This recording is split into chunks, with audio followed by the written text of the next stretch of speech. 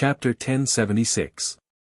Mo Ju Chen's tone was almost certain that the item was with Ning Shu. His certainty left Ning Shu astonished. She had probably never shown the map in front of outsiders before. Ning Shu hurriedly shook his head. "It's not with me. I swear. How would I know if even Gu Rui couldn't find it? My father has never told me about this kind of thing. Besides, how could my father have such a high-end thing? How did you know that my father has such a thing? My father is just a businessman. How would he have the Imperial Tutor's tomb map? Gu Rui should know better. Isn't he a prince of the Jia kingdom?" Ning Shu's expression was ugly. "You ask me for things every day. I owe you. My father must have suffered to have adopted sons like you. I never said that I wanted to be your father's adopted son. Your father didn't even give me a chance to speak. He forced me to be his adopted son." Mo Juechen shrugged. "I realize that you're very good at changing the topic. I want something from you. Give it to me. Hurry up." Mo Juechen said. "No. You want my life. I don't have anything." Ning Shu placed his hands on his hips.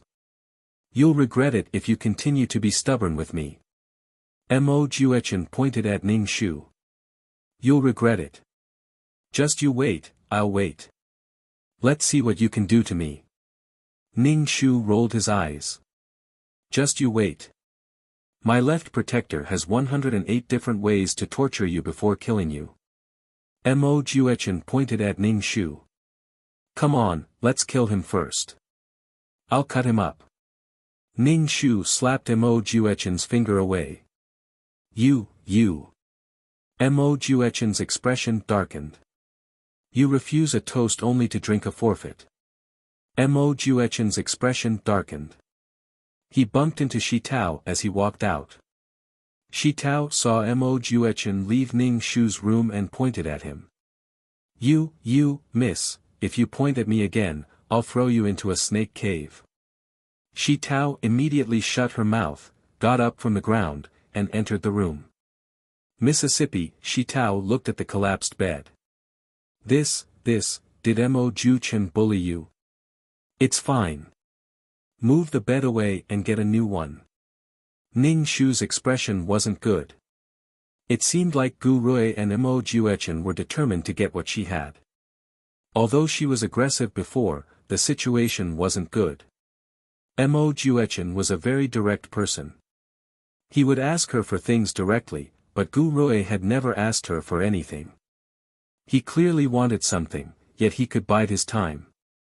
Ning Shu touched the pouch on his waist and found that his pouch was gone. Ning Shu was startled and hurriedly went to the side of the bed to look for it. It should be the mattress and the pouch. Shi Tao was tidying up the bed and took out a pouch. "Miss, is this it?" "Yes." Ning Shu quickly took the pouch and hung it on his waist. "Miss, I'll get the carpenter to make a new bed for you." Shi Tao bowed and hurriedly left. Ning Shu picked up the teapot and poured a cup of water. As he drank, Ning Shu suddenly put down the teacup, and the tea splashed out. Ning Shu took off the pouch and opened it. There was no map. Where was the map? Shi Tao. Ning Shu hurriedly chased after Shi Tao. Shi Tao was the only one who had touched the pouch. Ning Shu met Shi Tao. When Shi Tao saw Ning Shu, she panicked and asked, "Miss, what happened?" Ning Shu was a little out of breath. "Where's my thing?" "It's the thing in the pouch. It looks like a piece of skin." Shi Tao shook her head. "I don't know. I don't know what you're talking about." Ning Shu tightly frowned and stared at Shi Tao. "You're the only one who touched the pouch. The thing inside was not taken by you, but by the book." Shi Tao hurriedly shook her head. "Miss, I don't know what you're talking about." "Miss, what happened to you?" "Shi Tao, you have to treat me as Mississippi. We grew up together. You and I are close." "Shi Tao, tell me honestly. Did you take the thing? Who did you give it to? Miss, I really didn't take it. Shi Tao hurriedly waved her hand. Seeing Ning Shu's cold face, she hurriedly knelt down. Miss, you have to believe me. Ning Shu sighed and impatiently said, I just want to know where the thing went. Where is it? Miss, it must have been dropped somewhere. I'll go find it for you. Shi Tao hurriedly stood up and wanted to go back to the room to find something for Ning Shu. Ning Shu grabbed Shi Tao's arm. Shi Tao, I'll give you one more chance. Who did you give the thing to? Actually, I've already thought of who you would give it to. Gu Rui, isn't it? Shi Tao tightly bit her lips and didn't speak for a long time. Then I want to know the reason why you betrayed me. Ning Shu looked at Shi Tao. What kind of temptation can betray the friendship we grew up together? Mississippi, Shi Tao looked at Ning Shu with tears in her eyes. Ning Shu let go of Shi Tao's arm and prepared to go to Gu Rui. Mississippi, Shi Tao called out to Ning Shu. Ning Shu turned to look at Shi Tao. Shi Tao cried and said, Miss, I'm sorry. I didn't do it on purpose. Young Master Gu said that he would let this servant be with young Master Li, Shi Tao said while crying. Ning Shu was silent. A woman who fell in love would betray a lot of things for love. Just to be with the person she loved forever, it was just a moment of joy. For Li Jioga, Shi Tao betrayed the master-servant relationship they grew up together. Ning Shu waved his hand and left without looking back to find Gu Rui. Ning Shu kicked open Gu Rui's study. Gu Rui was writing. He looked up at Ning Shu and asked gently, What's wrong? Ning Shu looked at Gu Rui indifferently. Give it back to me. What is it? Gu Rui put down his writing brush. Ning Shu, damn, it was these people who asked her for things before. Now it was her turn to ask them for things. Every dog has its day. Damn. A straightforward person doesn't resort to insinuations. Did you get the map? Ning Shu stared at Gu Rui. Gu Rui nodded. Yes. I have a request. You have to take me with you, Ning Shu said. She couldn't get the thing from Gu Rui. But she had to go with them to dig the grave. Gu Rui glanced at Ning Shu. His eyes flashed and he nodded. Okay, you can go with us. It was that simple. It was so smooth that Ning Shu felt it was unbelievable. You really want me to go? Ning Shu stared at Gu Rui. If I don't let you go, will you agree? Of course not. In order to prevent you from making trouble, I agree to let you go. Ning Shu moved his neck. He felt that this conversation was really boring. It was said that people wouldn't cherish things that were too easy to get. Things that were too smooth always felt like there was a trap. Chapter 1077. Ning Shu thought that she would have to spend a lot of effort to persuade him, but Gu Rui agreed to let her go with him. This made Ning Shu rush over excitedly. She immediately lost her momentum and punched a cotton ball. Just as Mo Juechen had said, he was unpredictable. When he wrote, he was like a famous scholar from the Wei and Jin dynasties. Ning Shu was wary of Gu Rui. He had such a deep hatred, but he didn't seem to have any hatred at all. Instead, he looked so calm. He was probably a pervert in his heart. What's wrong? You don't want to go again? Gu Rui glanced at Ning Shu. Ning Shu smiled. Of course, I'm going. You have to think carefully. That place is very dangerous. So, you know where that place is? I know a little. After all, I used to be the prince of Jia country, Gu Rui said calmly. Ning Shu looked at Gu Rui. So, you plan to revive the country? If I can, then I'll do it. If not, then I'll let nature take its course. Gu Rui picked up the brush and dipped it in ink. Then, he started writing. You're so calm. You really don't care. If you don't care, you'll make use of Shi Tao's humble feelings. If you use a woman's love to achieve your goal, you won't be as calm as you appear. He pretended to be a celestial being who rode the wind and returned. Okay, you have the final say. Don't run away when the time comes. Ning Shu stood up and stared at Gu Rui. Does my father's death have anything to do with you? Godfather's death has nothing to do with me. It has nothing to do with me at all. Godfather's death was really caused by an epidemic, Gu Rui said straightforwardly. That better be the case. If my father's death has anything to do with you, I won't let you off, Ning Shu said with a sullen face. Gu Rui said calmly, in your heart, I'm such a person. Of course, you are. Ning Shu stared at Gu Rui. I don't believe you. It doesn't matter to me whether you believe me or not. Ning Shu rolled her eyes. Gu Rui meant that he didn't care about her opinions and emotions at all. In Gu Rui's eyes, she was nothing. Ning Shu rolled his eyes and turned to leave. As he walked out, he met the snow-white Mo Juechen. Ning Shu pushed Mo Juechen away. Mo Juechen was stunned as he was pushed back by Ning Shu. Damn fatty, I'm going to chop off your dirty hands. Ugly, come and chop it. Ning Shu shook his hand. When Ning Shu turned around, his expression turned cold. Ning Shu returned to her room. Shi Tao was preparing lunch. When she saw Ning Shu, she lowered her head and greeted her warily. Mississippi. Ning Shu nodded and sat down. Mississippi. Shi Tao's voice sounded very uncomfortable. Ning Shu looked at Shi Tao. Shi Tao, if you really like Li Jioga, I can send you to his place. Miss, I've never thought of betraying you, Shi Tao said as she wiped her tears. Ning Shu drank a mouthful of soup. Didn't you listen to Gu Rui and keep an eye on me and give the things to him? Miss, I've never thought of hurting you. Alright, you can leave now. I'm going to eat. Ning Shu waved her hand. Miss, alright, Shi Tao. Before you do anything, you have to think carefully. Do you really think that Gu Rui can let you be with Li Jioga? Li Jioga will return to Rome country sooner or later. The gap between the two of you will only get bigger, Ning Shu said calmly. I know. As long as there's a glimmer of hope, I'm willing to try, Shi Tao said with tears streaming down her face.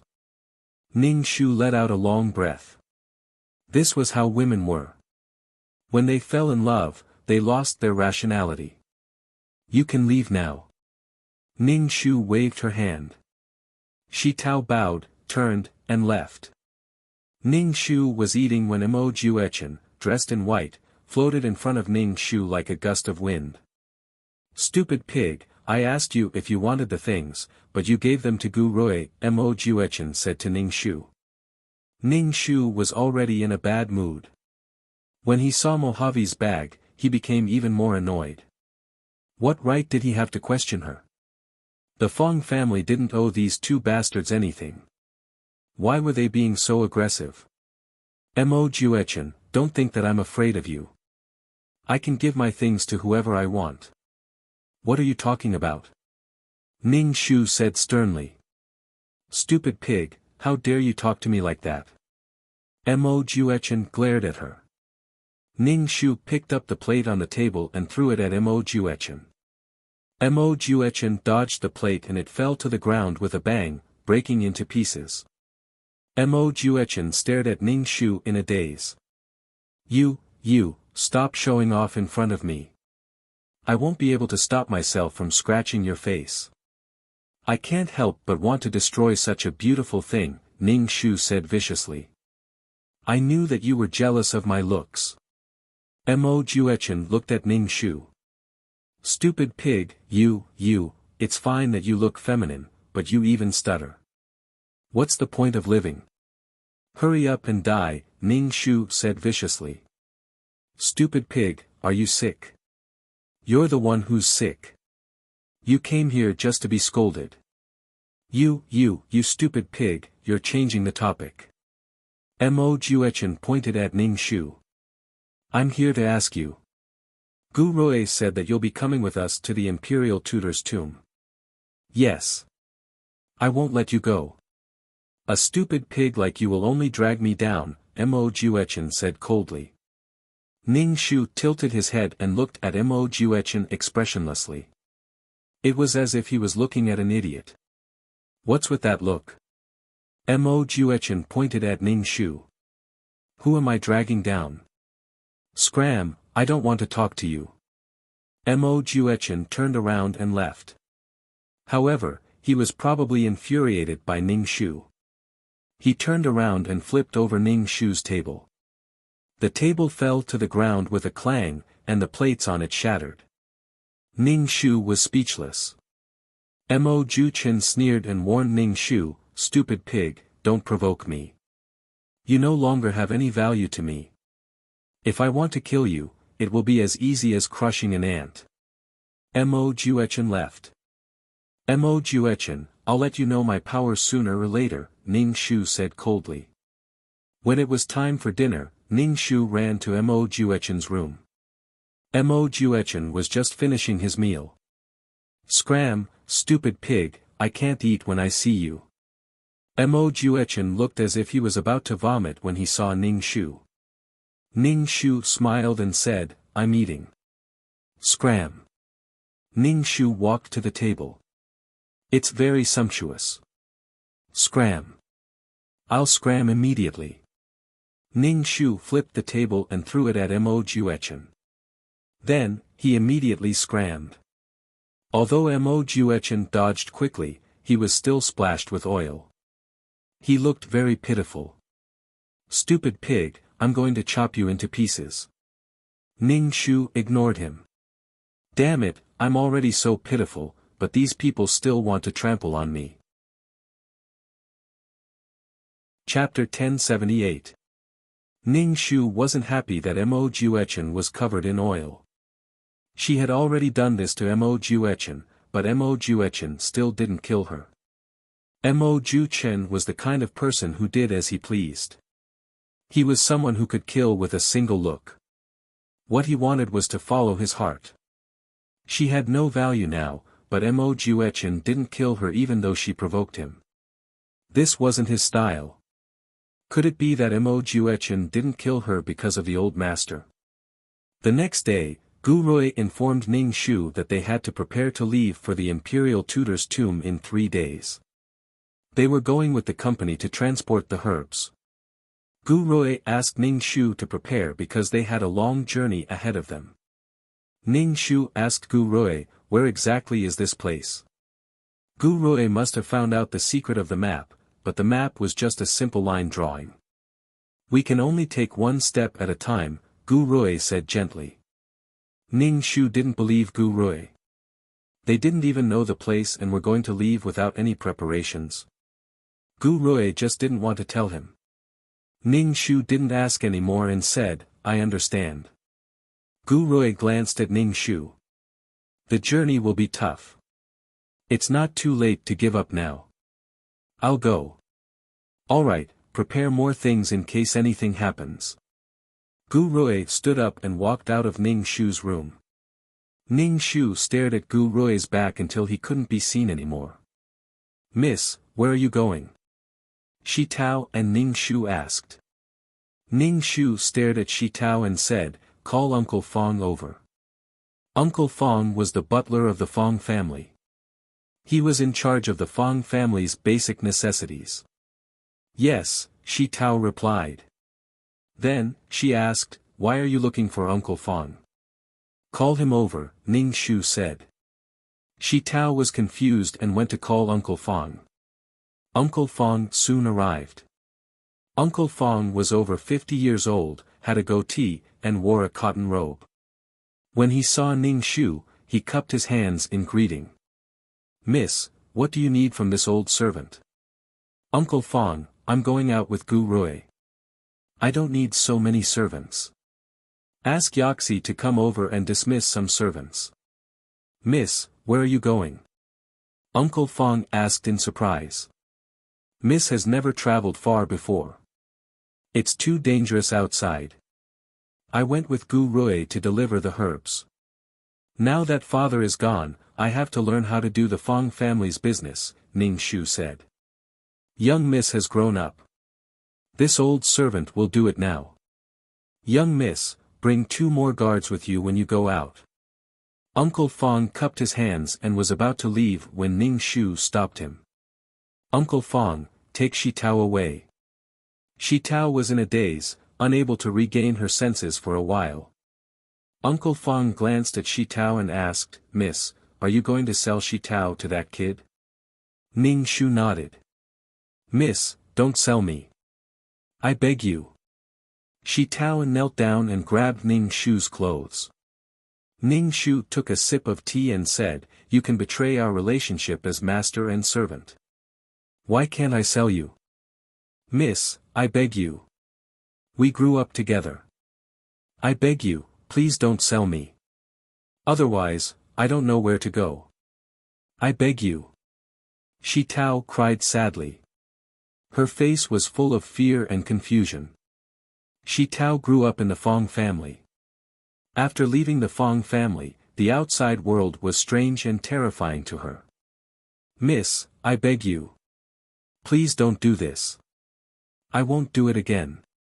Miss, please let me stay in the Fong family because we grew up together. Shi Tao grabbed Ning Shu's clothes and crawled beside Ning Shu's feet. At this time, she was thinking about the friendship they grew up together.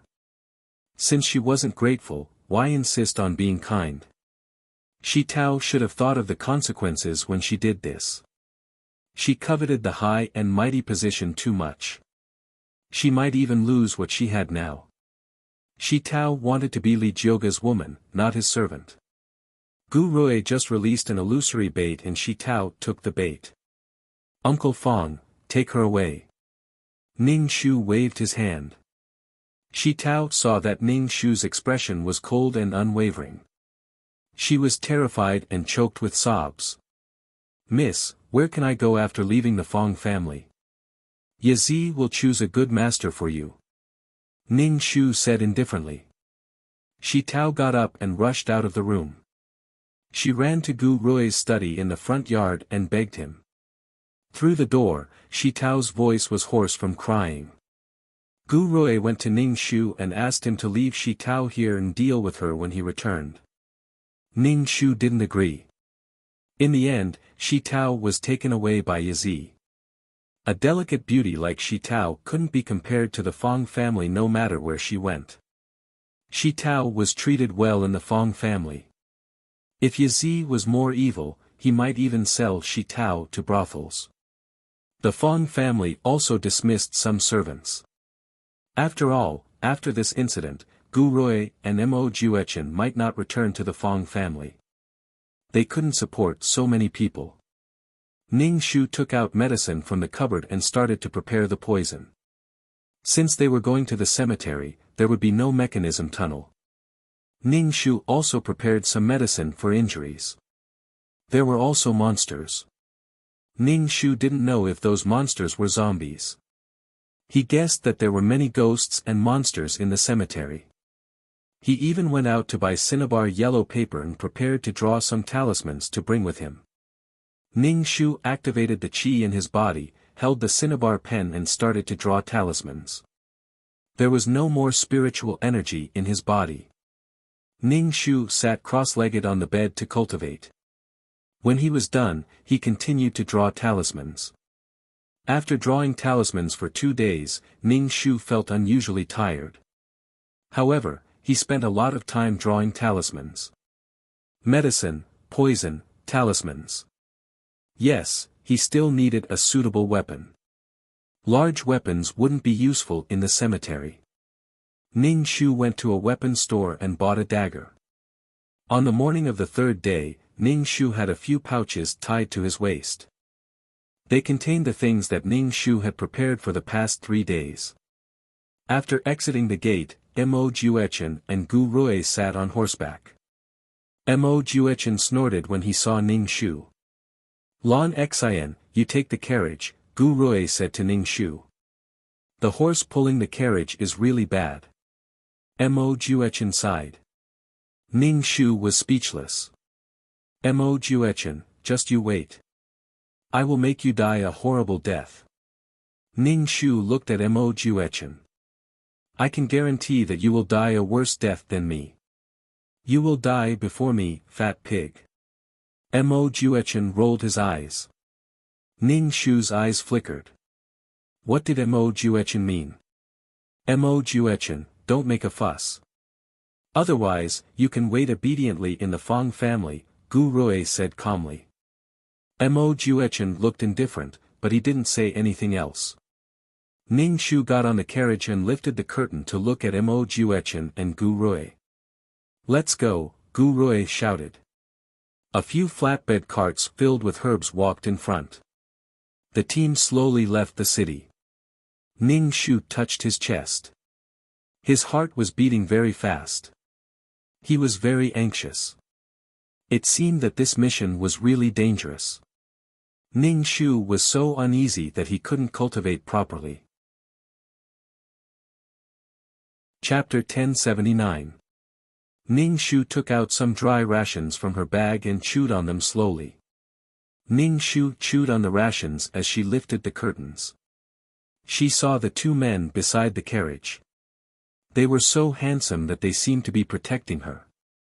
He seemed to be protecting her, but Ning Shu had a strange feeling in her heart. Putting down the curtain, Ning Shu let out a long breath and began to cultivate. Sharpening one spear at the last minute was good. After walking for an entire day, the group would stop for a while to eat when it was time to eat. Ning Shu sat in the carriage and almost fell asleep from the shaking. At night, the group stopped. It was cold in winter, so they boiled some soup and ate it with their rations to warm their bodies. Ning Shu also got off the carriage and walked around. Ning Shu sat in front of the fire and asked Gu Rui, "Where are we going now?" Gu Rui poked at the fire and said, "To Liang County." "Is that thing in Liang?" "No."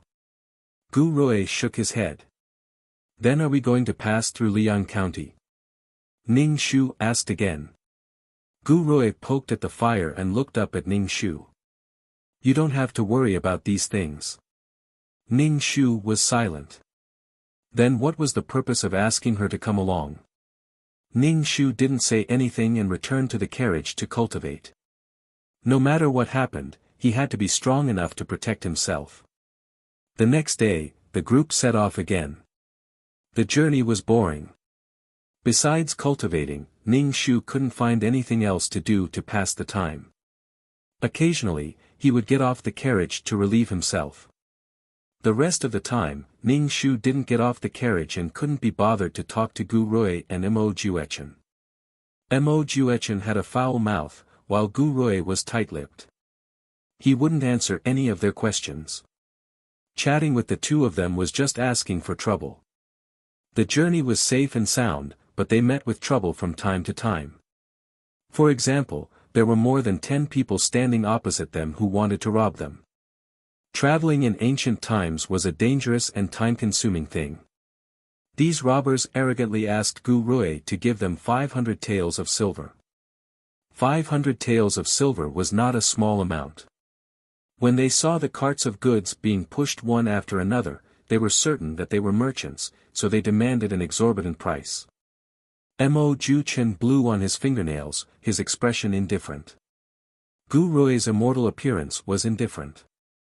He had the appearance of an immortal as he gently said, "Kill them all."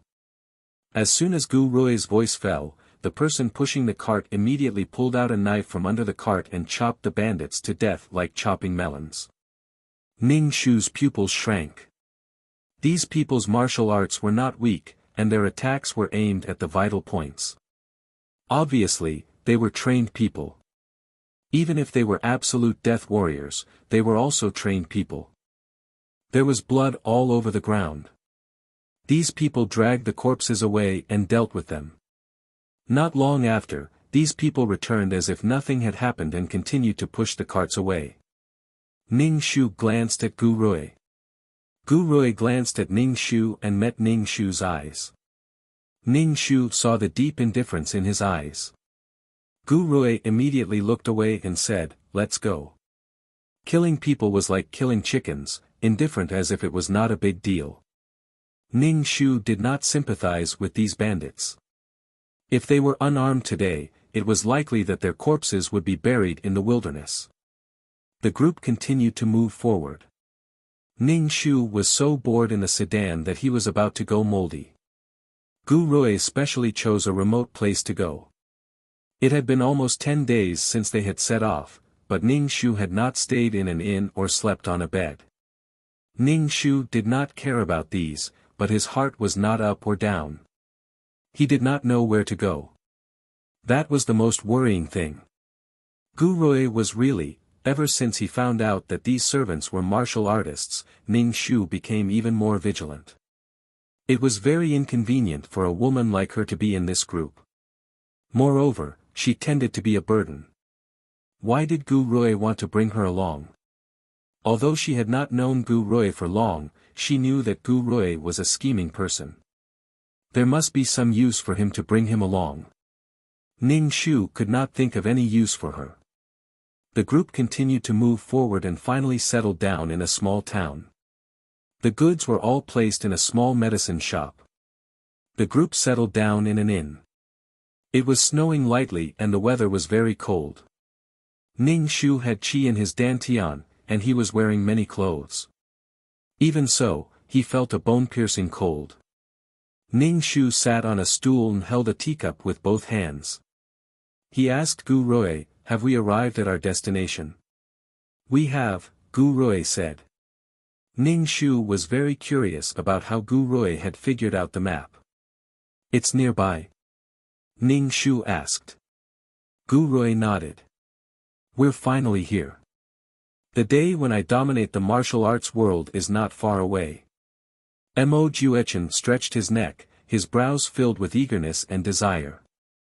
"I'm guessing it's the Sunflower Manual," Ning Shu said to Mo Juechen. "Sunflower Manual?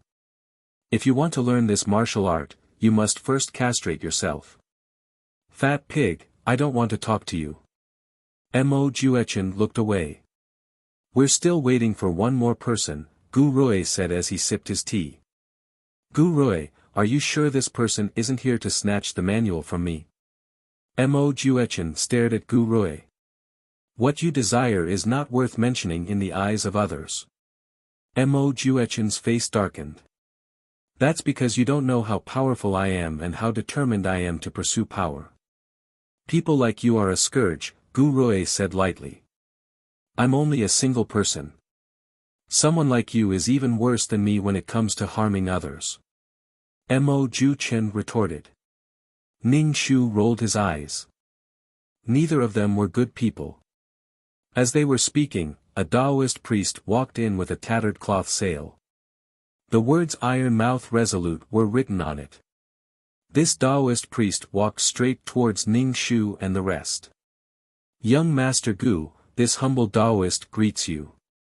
The Taoist priest waved his horsetail whisk towards Gu Rui. Gu Rui stood up. "Taoist Cheng, long time no see." Gu Rui introduced the Taoist priest. "This is Taoist Cheng Mingzi." "Why are you looking for a Taoist priest?" Mo Juechen sized Cheng Mingzi up before looking away. Ning Shu was also observing Cheng Mingzi. He felt a similar aura. He had sensed this aura from Old Man Tao before. This old man's purpose was probably to find the tomb. "This time, Taoist Cheng Mingzi will be in charge of leading us to the tomb," Gu Rui said. Indeed, Taoists could not only exorcise ghosts, but also detect feng shui. "I hope it's useful. Don't be a burden to the team when the time comes," Mo Juechen said arrogantly. Cheng Mingzi stroked his beard. "Young master, you don't have to worry about this humble Taoist. This humble Taoist also has a word of advice for you. Your glabella is dark. Young master, you have to be careful when you go to the tomb," Cheng Mingzi said calmly. "What a joke. I've survived mountains of knives and seas of fire. Why would I be afraid of a small tomb?" Mo Juechen sneered. He did not take Cheng Mingzi's words to heart. Chapter 1080. Mo Juechen had absolute confidence in his own abilities. He didn't think that he would die in the tomb. Instead, he looked down on Qingmingzi. Qingmingzi didn't care about Mo Juechen's attitude. He stroked his beard and said calmly, "It's because you've killed so many people. Your goal is to go to places with dense yin energy. You're most likely to get into trouble." Mo Juechen drank his tea. He didn't think much of it. He felt that this old Taoist was a fraud.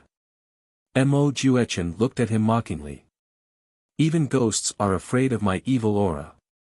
But if there's really something evil in the tomb, you're the most likely to get into trouble. If I've killed more people than Gu Rui, then people like Gu Rui should be the first to die. Young Master Gu is protected by the dragon Qi." Ning Shu narrowed his eyes and stared at Gu Rui. Could Gu Rui really succeed in reviving his country?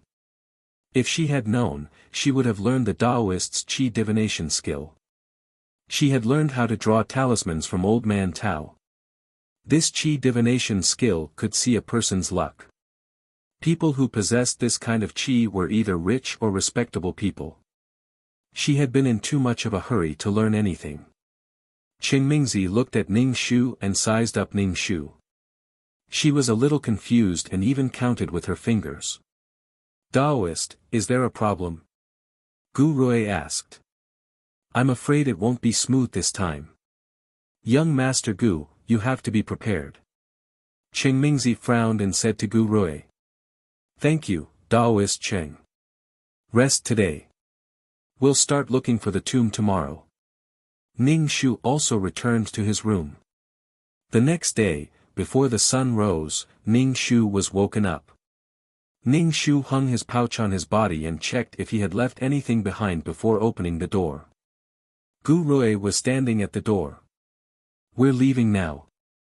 Ning Shu followed Gu Rui out of the inn. There was already a group of people waiting outside. These people were the ones who had been pushing the goods. They were skilled in martial arts and would be a force to be reckoned with. "You're fat and lazy. You're always waiting for you," Mo Juechen said disdainfully. Ning Shu couldn't be bothered with him. It was a waste of energy. The group of people left the small town and headed for the mountain top. There was a lot of miasma in the forest, especially in this continuous mountain range. Qingmingzi, who was walking at the front, held a compass in her hand and led the group through many twists and turns. Ning Shu walked at the back of the group with a branch in his hand. While plucking the yellow grass, he observed the situation around him. Fortunately, although Ning Shu was fat, he could keep up with the team's progress. Gu Rui, who was walking in front, turned around. Ning Shu said, "Come to the front." The people walking in front of Ning Shu stepped aside to let Ning Shu pass. Ning Shu walked over to Gu Rui and Mo Juechen. "Follow me. There are many snakes, insects, and poisonous ants in the forest," Gu Rui said. Ning Shu was speechless. On such a cold day, all the snakes were hibernating. What kind of snakes, insects, and poisonous ants would be there? Ning Shu didn't feel that Gu Rui was concerned about him. There was a faint sense of coercion. Qingmingzi, who was walking in front, was holding the compass in her hand. After walking for some time, Ning Shu felt that his feet were hurting. He didn't know how long they had been walking in this continuous forest. "Taoist priest, how is it?" Gu Rui asked Qingmingzi. Qingmingzi shook her head. "The guidance is very weak. We still don't know where it is."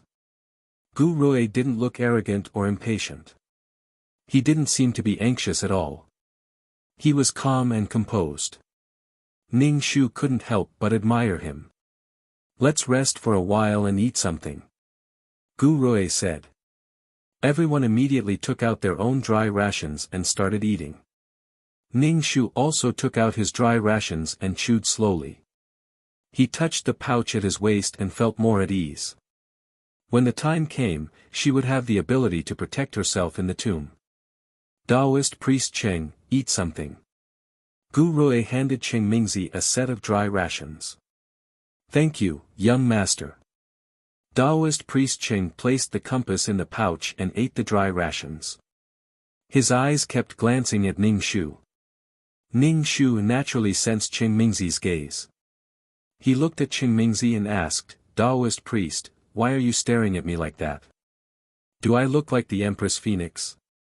Gu Rui. Qing Mingzi stroked his beard. Mrs. Fate is a little special. She does look like the Empress. Ning Shu smiled proudly. She can be the Empress like this? Mo Juechen snorted. But Miss looks like she will die young. Qing Mingzi said. Ha ha ha, a short-lived Empress. Mo Juechen laughed maniacally. She obviously looked like she would die young. Otherwise, she wouldn't have entered the mission so early. Ning Shu didn't know the plot and didn't know what was going on. Ning Shu glanced at Mo Juechen. Why are you laughing?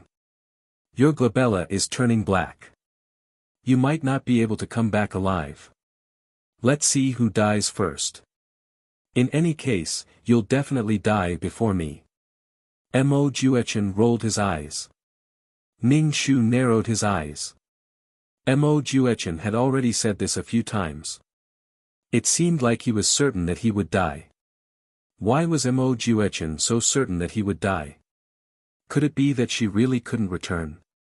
Ning Shu's eyelids twitched. He lowered his head and ate his rations. The group rested for a while before continuing their search for the Imperial Tutor's tomb. They didn't find it even when the sky turned dark. They could only set up camp in the forest. Ning Shu took off his wet shoes and rubbed his cold feet. He circulated the energy in his energy center to warm his feet. Ning Shu took the shoes and warmed them over the fire. Stupid pig, your shoes stink. Not as stinky as your mouth. Ning Shu put on his shoes and returned to his tent. He sat cross-legged and cultivated. The next morning, they started searching for the Imperial Tutor's tomb again. After searching for half a day, the compass finally reacted. Qing Mingzi stroked his beard. There's a reaction. Very good. Found it? Qing Mingzi walked quickly in front. The people behind him also hurried to catch up. Finally, Qing Mingzi stopped in front of a swamp. Gu Rui looked at the swamp. It wasn't big, but he didn't know how deep it was. In the absence of modern water pumps and excavators, it was a troublesome matter to completely rely on manual labor. Taoist Qing, is it down there? Gu Rui asked. Qing Mingzi stroked his beard and looked around. Ning Shu looked around as well. This was the dead cow's stomach. It was a typical corpse nurturing ground. A corpse nurturing ground was the most terrifying, dangerous and taboo burial ground in funerary feng shui. After a corpse was buried in a corpse nurturing ground, the flesh and organs wouldn't rot. Instead, the hair, teeth and nails would continue to grow. Corpses would absorb the essence of the mountains and rivers. Some of their bodily functions would recover. It was like a dead soul coming back to life. They would become zombies and wander around, sucking the blood of others to survive. If the Imperial Tutor's tomb was really down there, they would be in even more danger. Unless they gave up on digging the tomb. Chapter 1081. Ning Shu looked at Gu Rui. Gu Rui's expression was calm as he ordered his men, dig a canal and divert the water away. Yes. The men took their tools and found the lowest place to dig a ditch to divert the water away. After diverting the water away, they still had to clear the mud. They didn't know when it would be done. Ning Shu watched from the side. He looked at the situation around him and touched the pouch with talismans at his waist. Dead Cow Belly Cave was a type of corpse nurturing ground that produced purple-haired zombies. Did the state preceptor purposely bury himself here? How could the state preceptor, who could control zombies, not recognize a corpse nurturing ground? Did he want to become a zombie and live forever? More than 300 years had passed. If the state preceptor was really buried like this, who knew what kind of monster he would grow into? Ning Shu swallowed a mouthful of saliva and silently calculated his own fighting strength. Not only did he have to face the unknown things in the tomb, but he also had to be wary of the scheming Gu Rui. His heart was tired. Ning Shu felt that he had walked into Gu Rui's trap. The swamp bubbled. It was the gas produced by leaves, insects, and animal corpses that fell into the swamp and rotted. It produced poisonous miasma. Mingzi stroked his beard and said to Gu Rui, "Mr. Gu, the state preceptor's tomb is very dangerous. We have to be prepared. This is a corpse-nurturing ground." Gu Rui heard this and couldn't help but frown. He touched the jade pendant at his waist. "No matter how difficult it is, we have to go down." This was his hope of reviving his country. He had finally gotten the map. With this map and the information left behind by the Jia Kingdom's royal family, he had successfully deciphered the route. He had already taken 99 steps. There was only one step left. He had to take it. Gu Rui glanced at Ning Shu and said to Mingzi, "Taoist priest, I'll have to trouble you when we go down later. I also have a request. After hundreds of years, this tomb must be incomparably dangerous. When the time comes, I hope that young Master Gu can listen to me to prevent unnecessary losses." "I'll listen to you." Gu Rui bowed and cupped his hands. Ning Shu looked at the bubbling swamp and felt his heart skip a beat. This was an instinctive reaction when faced with danger. Ning Shu's heart was filled with uncontrollable fear, and even his body began to tremble slightly. Ning Shu was afraid that it was the residual emotions in his body. He was not afraid to that extent. Could it be that Fang Lanxin had been here before? Did something happen in the Imperial Preceptor's tomb that made Fang Lanxin so afraid? Ning Shu didn't know. She chanted the clear heart mantra in her heart and suppressed the emotions in her body. Trembling like this would affect her body's agility. Gu Rui's men dug a ditch to divert the water from the swamp. Gu Rui stood at the edge of the swamp. He actually felt like a gentleman facing the water. Everywhere he stood, there were bejeweled jade palaces. Everywhere was a paradise on earth. By the time the layer of water and mud above the swamp had flowed away, more than half a day had passed. No one knew how deep the swamp was. They could only dig canals from low-lying areas. Even when it was dark, there was still no progress in clearing the swamp. They set up camp beside the swamp. They didn't know if it was because they were next to the corpse-raising ground, but after dark, the yin qi here was as thick as ink. It covered the sun all day long, and even the sky couldn't be seen. Even if they lit a fire, the flames would be flickering. With such a heavy yin qi, a corpse nourished by the yin qi would really turn into a zombie. They didn't know if the imperial preceptor of the Jia Kingdom was buried with anyone. If so, there might be more than one zombie here. Ning Shu went into the tent and took out something wrapped in paper from the pouch. Ning Shu opened the paper bag. There was cinnabar inside. Ning Shu took out a bottle. He poured out the black and red rooster blood and mixed it with cinnabar. He pulled open the front of his clothes, dipped it in cinnabar, and drew a talisman on his chest. The talisman gradually imprinted on his skin. After drawing his heart, Ning Shu rolled up his sleeves and drew talismans on his arms and legs. She was the only woman in the team. Women were weak, and their yang qi was not as strong as men. Ning Shu had to be prepared. The yin qi was so heavy even before they entered the tomb. He couldn't imagine what it would be like inside. There was a voice in Ning Shu's heart telling him not to go in, not to go in. In this situation, she had to go in even if she didn't want to. She was afraid that she would be of some use, so she asked Gu Rui to bring her along. With the effect of the talisman, Ning Shu no longer felt the yin qi drilling into his organs. The surroundings were silent, and there wasn't even the sound of birds. He knew how dangerous it was down there. Ning Shu sat cross-legged and cultivated. The qi energy he cultivated could repair Ning Shu's body and resist the invasion of the yin qi. In the morning, Ning Shu came out of the tent. A few people in the team had headaches and pale faces. This was a sign that the yin qi had entered their bodies.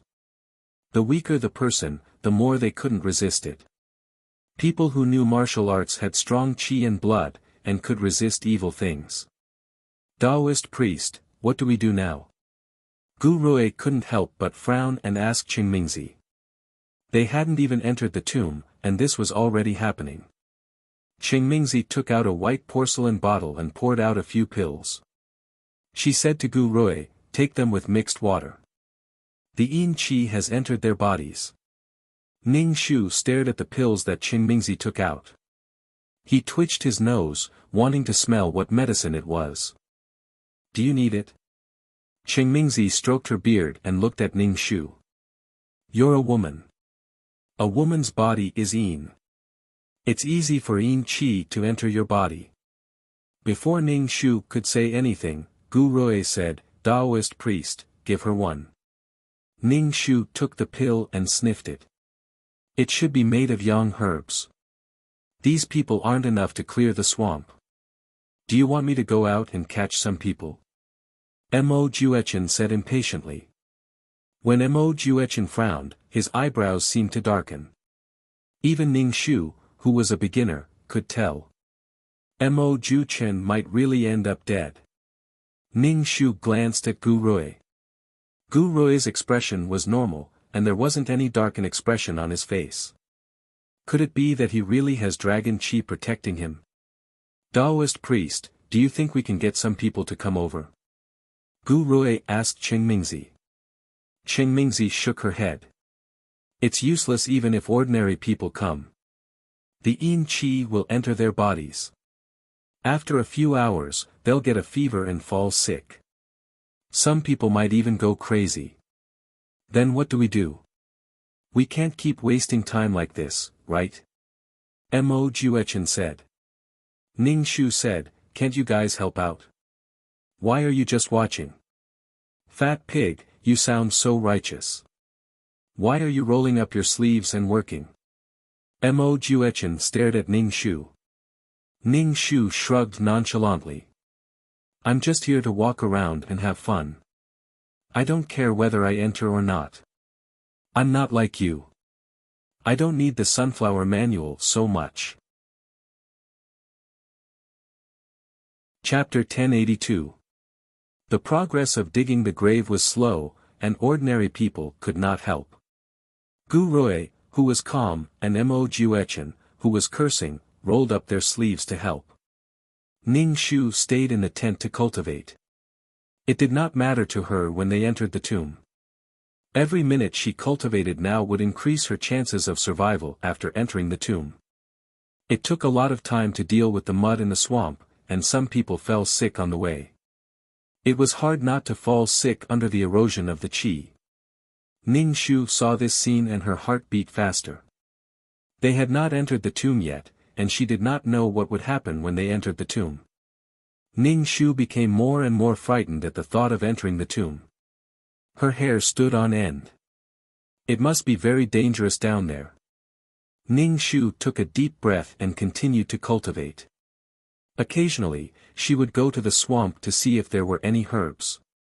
Ning Shu was a little worried that the powder she made before was not enough.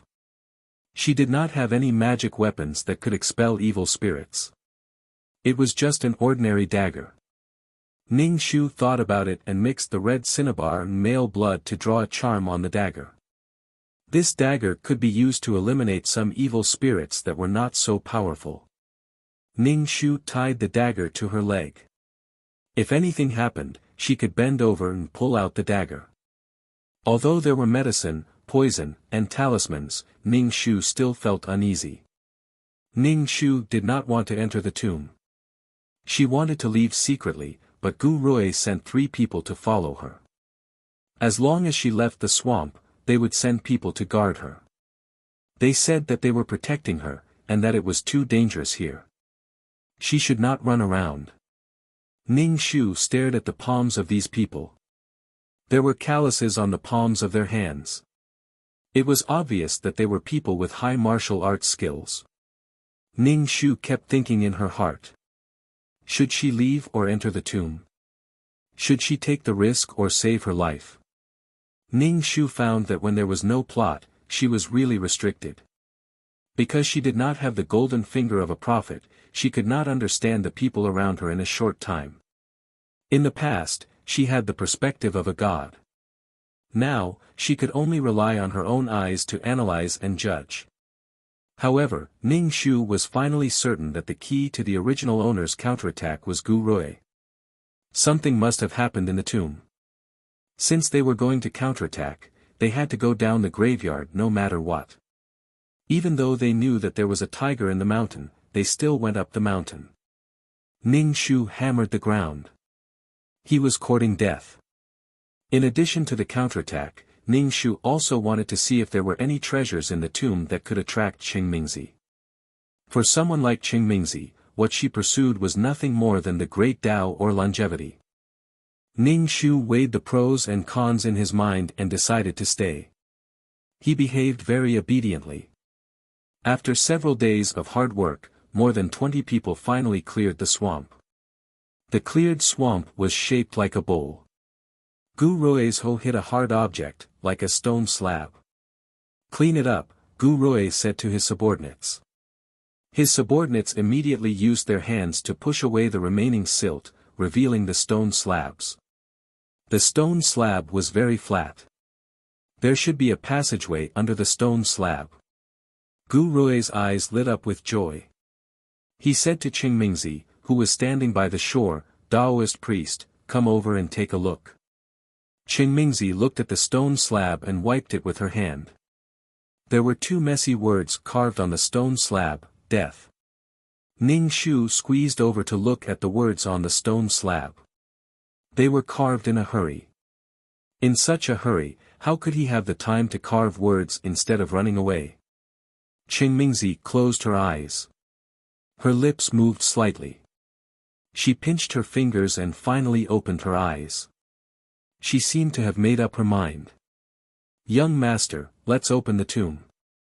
"Open," Gu Rui said in a low voice. His subordinates took out their shovels and dug the soil around the stone slab. The stone slab was very thick. Ning Shu saw that they were about to open the tomb and immediately moved away. Being buried under the swamp, the air was not circulating. He did not know how many deadly things were inside. With everyone's strength, they finally pried up the thick stone slab and moved it away. A dark passageway was revealed. "Back off." Qingmingzi took out a fire starter and placed it at the D entrance. The fire starter was extinguished immediately. "We can't enter this tomb for now. Let's wait a little longer," Qingmingzi said. Ning Shu looked at Qingmingzi's professional appearance and deeply suspected that Qingmingzi was a grave robber. They could not enter for now because there was no oxygen. People would suffocate if they went in. And the poisonous fermented gas inside had to be diluted. "Why?" Gu Rui frowned and then said, "We'll listen to you, Taoist priest."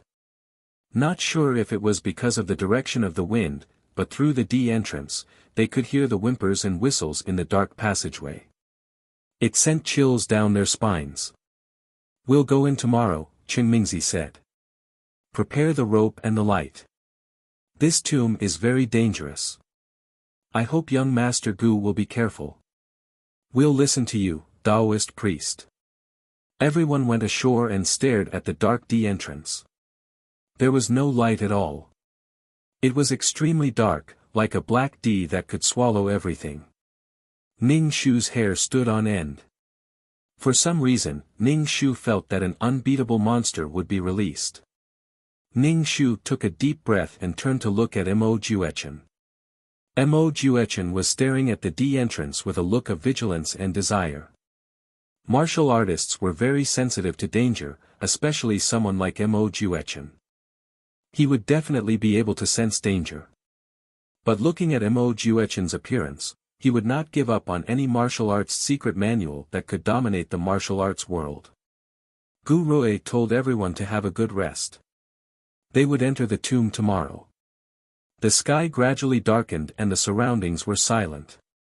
Everyone was silent. They could hear the whimpers in the passageway of the tomb, and it was getting louder and louder. Many people's faces were filled with shock. In such an atmosphere, it was easy to trigger the fear in people's hearts. They were afraid that a monster would crawl out of the D entrance. A person's imagination was unlimited. It's nothing. We're just taking a breath. When the poisonous gas in the tomb is exhausted, we can enter. Qing Mingzi said calmly. Hearing Qing Mingzi's words, everyone heaved a sigh of relief. Ning Shu scooped some hot soup from the pot and drank it. The soup warmed her stomach and warmed it up.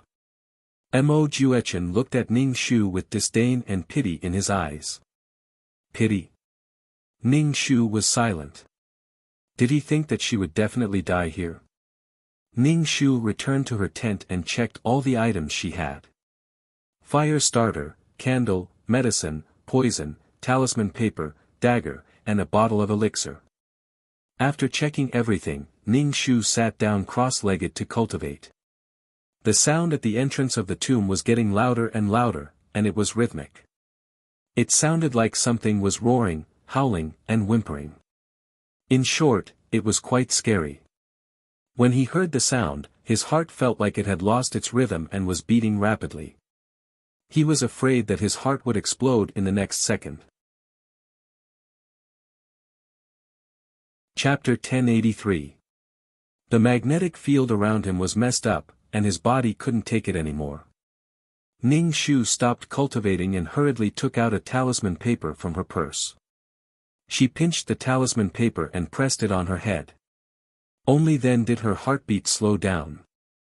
If her heart continued to beat faster and faster, she would eventually die.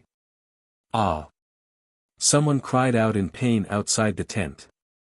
Ning Shu opened the tent and saw a few people lying on the ground, clutching their hearts. Qing Mingzi pressed the handle of her horsetail whisk on the forehead of the person whose heart was spasming. She pulled open his clothes, bit her finger, and drew a talisman on the person's chest. Ning Shu stared at the talisman Qing Mingzi was drawing. She reached out her hand and imitated her. She had never seen this talisman before. With Qing Mingzi's help, the person breathed heavily and calmed down. Ning Shu walked closer and stared at the person's chest. She looked at the talisman and even imitated it. This talisman was filled with spiritual energy, and it only relied on Qing Mingzi's blood. She had to learn it. After all, it was the modern era when she became a Maoshan Taoist.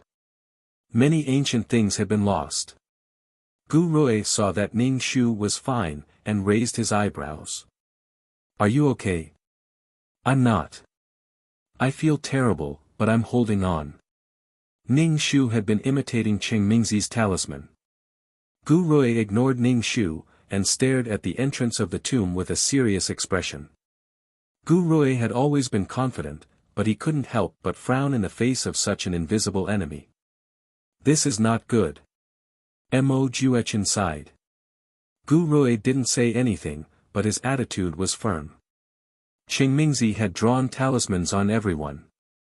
Mo Juechen didn't want to draw them, but he had to listen to the professionals in such a strange situation. Give me your hand. I'll draw on your wrist, Qing Mingzi said to Ning Shu. His face was pale under the flickering bonfire. Obviously, drawing so many talismans was a burden for him. Ning Shu rolled up his sleeves and extended them in front of Qing Mingzi. Qing Mingzi squeezed her fingers and blood seeped out. She drew a talisman on Ning Shu's wrist. His movements were smooth and practiced. Ning Shu could feel that Qing Mingzi's blood was boiling hot. It was hotter than the average person's blood. The warmth spread from his wrist to every corner of his body. This talisman was of a higher level than hers. Ning Shu stared at the talisman and praised sincerely, Taoist priest, you're amazing. Qing Mingzi only shook his head. His expression was grave. He had not even entered the tomb, but he had already exhausted his energy. Ning Shu gave Qingmingzi a pill. Taoist priest, this is to replenish your qi and blood. Try it. She had secretly made this pill. It was only made with some ordinary materials. It could not be compared to the spiritual herbs in the cultivation world. Qingmingzi did not care at first, but when she saw the pill in Ning Shu's hand, she was stunned. She quickly snatched the thing in Ning Shu's hand and sniffed it. Where did you get this? Qingmingzi asked Ning Shu. Even Gu Rui and Mo Juechen stared at Ning Shu. My father gave it to me. My father said that he sought it from a wandering expert. I heard that it can cure illnesses. You should eat it. Ning Shu was the type of person who would not do anything for no reason. She had her eyes on Qingmingzi's amulet. This is good stuff. Qingmingzi took the pill. After 15 minutes, Qingmingzi's face was no longer as pale. Do you have more of this? Qingmingzi asked Ning Shu while waving her horsetail whisk. Ning Shu took out a porcelain bottle and said, I have 2 more. Taoist priest, do you want them? I can give them to you. Qingmingzi wanted them. He stroked his beard. I can't accept such things. Taoist priest, teach me how to draw talismans. How about exchanging these 2 pills? Ning Shu said as he shook the bottle. Qingmingzi thought for a moment. These talismans are very complicated. It's not something that can be learned in a day or 2. How about this, I'll give you this book. Qingmingzi took out a book from her cloth bag. It looked very old. Ning Shu quickly grabbed the book and flipped it open. It was all kinds of talismans. Ning Shu smiled and said, Thank you, Taoist priest. This is for you. Ning Shu took the talisman book back to the tent and studied the talismans carefully. Ning Shu knew how to draw talismans. As the saying goes, if you master one thing, you will be able to draw all kinds of talismans. These talismans were more complicated than the ones Ning Shu had in modern times. The ones in modern times were all simplified versions. Although the power of the complicated talismans was great, it was also very taxing on the body. Ning Shu took out a cinnabar brush and tried to draw one. However, it was very difficult to draw at the beginning. Once he stopped, the talisman would fail. Ning Shu kept practicing until the qi jin in his dantian ran out. Ning Shu stopped practicing and began to cultivate. This body had been improved by the qi jin. His foundation was much better. It was not like before when he was unable to absorb spirit qi. After cultivating for a while, Ning Shu began to draw talismans again. Ning Shu practiced offensive talismans. Because he was going to enter the tomb, he did not know what was inside. It was best to have powerful offensive talismans. As he practiced, Ning Shu's talismans became smoother and smoother. He succeeded in drawing a few. Ning Shu kept the talismans. White light appeared in the sky. It was dawn. Ning Shu practiced talismans the whole night. Ning Shu had memorized all the talismans that she hadn't been able to draw. After adding so many wisdom points, it was finally useful. He could memorize the contents of the book clearly. Ning Shu kept the talisman book. This was considered a gain this time. He had gained something before entering the tomb. It was a good sign. Ning Shu was quite happy. Ning Shu came out of the tent and saw Gu Rui standing not far from her tent. Gu Rui's back was facing the tent as he stared at the tomb entrance. Ning Shu pretended not to see Gu Rui and went to find Qingmingzi. Lan Xin. Gu Rui stopped Ning Shu. Ning Shu turned and stared at Gu Rui expressionlessly. What is it? Do you still have that elixir? Gu Rui asked Ning Shu. Ning Shu shook his head. No, I gave it to Taoist Cheng. You can ask him. Why haven't I heard that you have this before? Gu Rui looked at Ning Shu. There are many things you don't know. Do you know when my period comes? Ning Shu rolled his eyes. Gu Rui was speechless. I'm asking why you used the elixir to exchange for the book. Can you understand those books? Gu Rui asked. Of course. I can't understand them. I just like to read them. What can you do to me? Gu Rui said gently, you're just angry that I took your things. Now you're going against me. Yes, taking without asking is stealing. You stole my things, Ning Shu said mildly. Gu Rui turned and looked at the dark tomb entrance. Mo Juechen asked you for things several times but you didn't give it to him. I had to find another way. Ning Shu was speechless. Ning Shu was convinced that he could make stealing sound so righteous. Chapter 1084. Just say it. Why are you looking for me? Ning Shu asked Gu Rui. One would not visit a temple for no reason. Gu Rui looked at Ning Shu. I plan to marry you. Pfft. Ning Shu almost bit her tongue. Why did he suddenly say such a thing? Why? Ning Shu asked. At the same time, she was vigilant. You plan to become my husband and inherit my father's wealth? Gu Rui nodded. I've decided to marry you. Why? Ning Shu suspected that she was hearing things. She was in disbelief and kept thinking about why Gu Rui wanted to marry her. She had the map and Gu Rui was already in the tomb. She couldn't figure out why Gu Rui wanted to marry her. Forget about love. Gu Rui only had his own goal of reviving his country. Besides, Gu Rui didn't like her at all. Daoist Cheng said that you have the Phoenix Queen Fate and I have the Dragon Aura to protect me. With our luck combined, this trip will definitely be much smoother. The heavens will help the righteous. Gu Rui looked at Ning Shu. You and I will be married. The luck of the country will pour down on us. This time, it will definitely be much smoother. Ning Shu was speechless. Sigh. What should she say? Ning Shu opened her mouth and paused for a moment before saying, Brother, it's not good to be superstitious. Don't believe in these things. If you agree, let's go through the wedding ceremony now, Gu Rui said. No, no. Ning Shu hurriedly waved her hand. I haven't thought of getting married yet. When Fong Lanxin came back, she would be a married woman. Furthermore, she would be getting married in front of a corpse. She felt so good. Gu Rui looked at Ning Shu. I'm not good enough. You're handsome and talented. Your appearance is quite good. Can't I give you something to rely on? Mature and steady. Why was sinister? Then why aren't you willing to marry me? Gu Rui raised his eyebrows and asked. Don't you think it's not appropriate for us to talk about this in front of someone's grave? Ning Shu was expressionless. The grave has already been dug up, so it doesn't matter. Gu Rui said lightly. Ning Shu, how arrogant. I won't marry you. You have to be as fat as me to be compatible with me.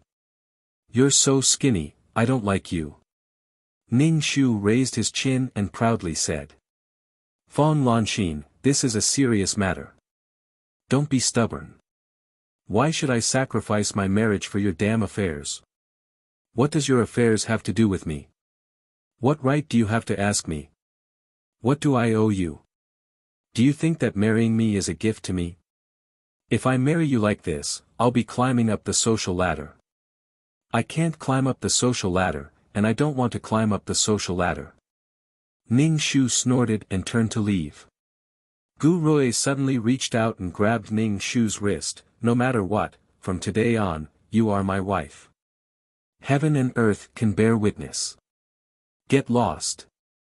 Ning Shu shook off Gu Rui's hand. Are you crazy? Ning Shu's impression of Gu Rui worsened. Gu Rui was still calm. This is just a temporary measure. When we get out of Tomb X, we won't have anything to do with each other. Ning Shu couldn't help but roll his eyes. Gu Rui, don't think that I don't know what you're thinking. Then what do you think I'm thinking? Gu Rui asked. Ning Shu, who the hell knows? At this moment, Qingmingzi walked over and said to Gu Rui, young Master Gu, find someone strong and skilled in martial arts to go down the tomb to take a look. Take a lamp and keep walking. If the lamp goes out, return immediately. We need to wait for a while before we can go down the tomb. Gu Rui nodded and sent someone down the tomb. This person was tied with a rope and dragged down the tomb. If there was a situation, he would pull on the rope. A group of people waited in the tomb. There were still whimpering sounds coming from inside. After that person went down, they only saw the rope moving. It was pitch black inside, as if it had been swallowed up. The people guarding outside felt their hair stand on end. Ning Shu took out some dry food to eat. No matter what, he had to fill his stomach first. After a while, the rope stopped moving. There was also no movement inside. Gu Rui frowned and reached out to pull on the rope. The rope was very light. Gu Rui closed his eyes. Indeed, the rope was pulled up. The rope had been bitten off by something. But from the beginning to the end, no cries for help could be heard. What exactly is inside? Mo Juechen squatted down and stared at the rope. Ning Shu also looked at the rope. It was wet, which meant that there was water in Tomb X. Daoist Cheng, can we go in now? Gu Rui asked Daoist Cheng. Daoist Cheng's expression was serious. Young Master Gu, the situation below is more dangerous than we expected. I don't recommend going down. I'm afraid we will die here. Gu Rui was in a daze. Finally, he said, let's go. Life and death are up to fate. Daoist Cheng sighed. I'm willing to enter the tomb with young Master Gu. Enter the tomb, Gu Rui said in a low voice. They tied the rope to a tree not far away and slid down the tomb. There was water in the tomb. It was knee-deep. It was bone-chilling and murky. This tomb was under a swamp. No matter how tight it was, water would have seeped in. Moreover, it had been a few hundred years. The water increased the danger. Who knew what was under the water? It would be a surprise attack when people weren't paying attention. Ning Shu held a lantern-like lamp in his hand, illuminating the surroundings. She could hear the sound of water dripping from the window. After entering the tomb, they couldn't hear the whimpering sounds. It was quiet all around. There was only the sound of people's breathing and their feet moving in the water. Lan Xian, come to my side, Gu Rui suddenly said. He even turned back and held Ning Shu's hand.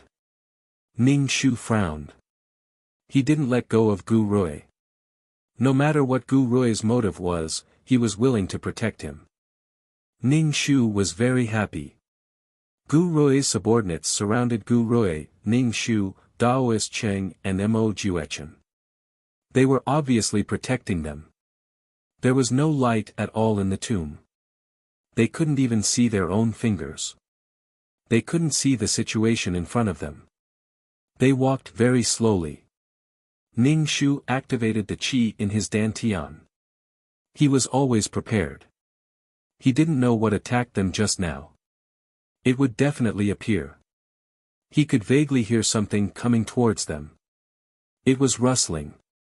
Everyone, be careful, Gu Rui said. Something is coming this way. As Gu Rui spoke, he held Ning Shu's hand tightly. There was a rotten stench. It was so smelly that it was almost suffocating. Ning Shu held the lantern and saw black things in the water. These things moved very quickly. In an instant, they covered people and entered people's mouths and stomachs. They didn't even have time to scream before they died. There was no end to these bugs, which gave people goosebumps just by looking at them. Chapter 1085. It's corpse bugs. Run away, Qingmingzi said in a low voice. Corpse bugs were a common burial bug, but there were so many of them that it was frightening. Those who knew martial arts reacted immediately. They used their qigong and ran forward quickly. Those who couldn't run in time were covered by the corpse bugs and turned into bones. Soon, even the bones disappeared. These corpse bugs had mutated under the corpse cultivation ground. If these corpse bugs were released, it would be a disaster. No matter how small something was, it would be terrifying if it grew to a large scale. Ants could even kill an elephant. Gu Rui pulled Ning Shu and used his qigong. Ning Shu had a direct understanding of Gu Rui's martial arts. He could still run ahead while dragging her, who was overweight. When the smell of the corpse bugs disappeared, everyone stopped. The place where they stopped should be higher than the entrance, because the tunnel was dry and there was no water. Gu Rui let go of Ning Shu's hand. He was panting. Mo Juechen was panting with his hands on his knees. Ning Shu took a look. There were more than 20 people before, but now there were only a dozen. Half of them were gone in the first wave. They didn't know what would happen next. Let's go quickly in case the corpse bugs catch up, Qingmingzi said. Everyone started walking again before they could even catch their breath. However, there was no water in the tunnel, so it wasn't that tiring to walk. As Ning Shu walked, she observed the situation in the corridor to see if there were any traps or something like that. It was a smooth journey. They didn't encounter any traps. It was so smooth that it felt abnormal. Gu Rui stopped and said to Qingmingzi, "Daoist Cheng, let's rest for a while." From beginning to end, other than encountering corpse bugs, they didn't encounter any other dangers. Everyone was afraid that their graves would be dug up after they died, so they tried to increase the number of traps in their graves. However, they didn't encounter any traps along the way. This was really abnormal. The words "death ground" were messily carved on the stone slab. This situation had nothing to do with a death ground. Could there be a big move at the back? Was this just to lower their guard? Qingmingzi shook her head. "Young Master Gu, you have to be careful. It's very dangerous here." Gu Rui nodded. "Be careful, everyone. Let's continue." They continued to walk forward. Gu Rui kept holding Ning Shu's hand and didn't let go. It looked quite romantic, but Ning Shu was extremely vigilant. After walking for a long time, they still couldn't see the end of the road. Moreover, the terrain was getting higher and higher because the soil under their feet was very dry. Could it be that they were inside the mountains? Moreover, they didn't encounter any danger along the way. It was very smooth. This caused everyone to feel even more uneasy. Qingmingzi pinched his fingers together, his expression abnormally solemn. Mo Juechen clenched his fists tightly. Ning Shu had goosebumps all over his body ever since he entered the tomb. This was the body's perception of danger. In such a situation, he should have turned around and run, but now he had to bite the bullet. "Rest for a while," Gu Rui said. Ning Shu plopped down on the ground, feeling as comfortable as he could. Ning Shu took out some food to eat. When people were nervous, they would get hungry quickly. The others also took out food to eat. Mo Juechen suddenly said to Gu Rui, "We're in the same boat now. You should tell us everything you know. We should share information. You know everything I know. This is my first time in this tomb. I don't know more than you. Since we're already here, we should be very careful." Mo Juechen wiped his face. "Gu Rui, do you think this is the first day I've met you? If you didn't hide anything, I would have taken your surname." Gu Rui shook his head. "There's nothing to hide from you." Mo Juechen wiped his face in frustration. Ning Shu felt that Mo Juechen was very agitated. Under such a low pressure, everyone was under a lot of pressure. Mo Juechen's frustration affected the people around him. Ning Shu recited the clear heart mantra in his heart. "Young Master Mo, please suppress the agitation in your heart. I've already said that you could easily get into trouble in the tomb, Qingmingzi said. If you continue lecturing me, I'll kill you. Mo Juchen glared at Qingmingzi, his eyes red. Ning Shu looked at Mo Juchen and wondered if he was going to go berserk. Mo Juchen felt irritated when he saw everyone staring at him. Mo Juchen felt that many people were staring at him. There was an aura here that he hated. It was suppressing him and making him feel very uncomfortable. There was anger in his heart that he couldn't vent. Gu Rui looked at Mo Juchen and asked, "What's wrong?" "I don't feel good," Mo Juchen said irritably. Qingmingzi flicked her horsetail whisk and said, "Young master, you have too many bad karma." "Bad karma, pft." Mo Juchen sneered. "If you do it again, I'll still kill those who deserve to die." Qingmingzi didn't say anything. She just smiled. Ning Shu looked at Mo Juchen's bloodshot eyes. Could it be that his meridians were going against the flow and he was about to go crazy? It would be a joke if he went berserk on his own without encountering any danger. Let's continue walking. Gu Rui pulled Ning Shu away. Mo Juchen rubbed his forehead and shook his dizzy head before following the group. After walking for some time, they finally reached the end of the passageway. They were blocked by a stone door. There were two squatting stone lions on both sides of the stone door. These stone lions were blood-red and looked very frightening. This stone door looked very heavy. Do we have to rely on people to open it? Everyone looked at Gu Rui. Gu Rui stared at the stone lions and didn't say anything. Is there a way to enter? Mo Juchen asked. Gu Rui looked at Ning Shu and pulled out a dagger. He pulled Mo Juchen's hand and cut it before pressing it against the stone lions. The stone lions started to absorb Mo Juchen's blood. What are you doing? Mo Juchen's expression was very ugly. He stared at Gu Rui unkindly. Gu Rui let go of Mo Juchen's hand and said, "If I'm not wrong, these stone lions are the mechanism to open the stone door. Why don't you cut your hand?" Mo Juchen stared at Gu Rui unkindly. "You said you didn't hide anything from me. How do you know about this?" "I have my ways. Don't forget that the Grand Tutor was appointed by the Jia nation's royal family."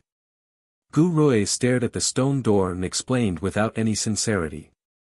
When the blood was completely absorbed by the stone lions, the stone door actually started to open. Ning Shu stared at the stone door. How did it open? It didn't make any sense. Did I trigger some mechanism and the stone door opened? His feet trembled slightly. When the stone door opened completely, a strange smell came from inside. Chapter 1086.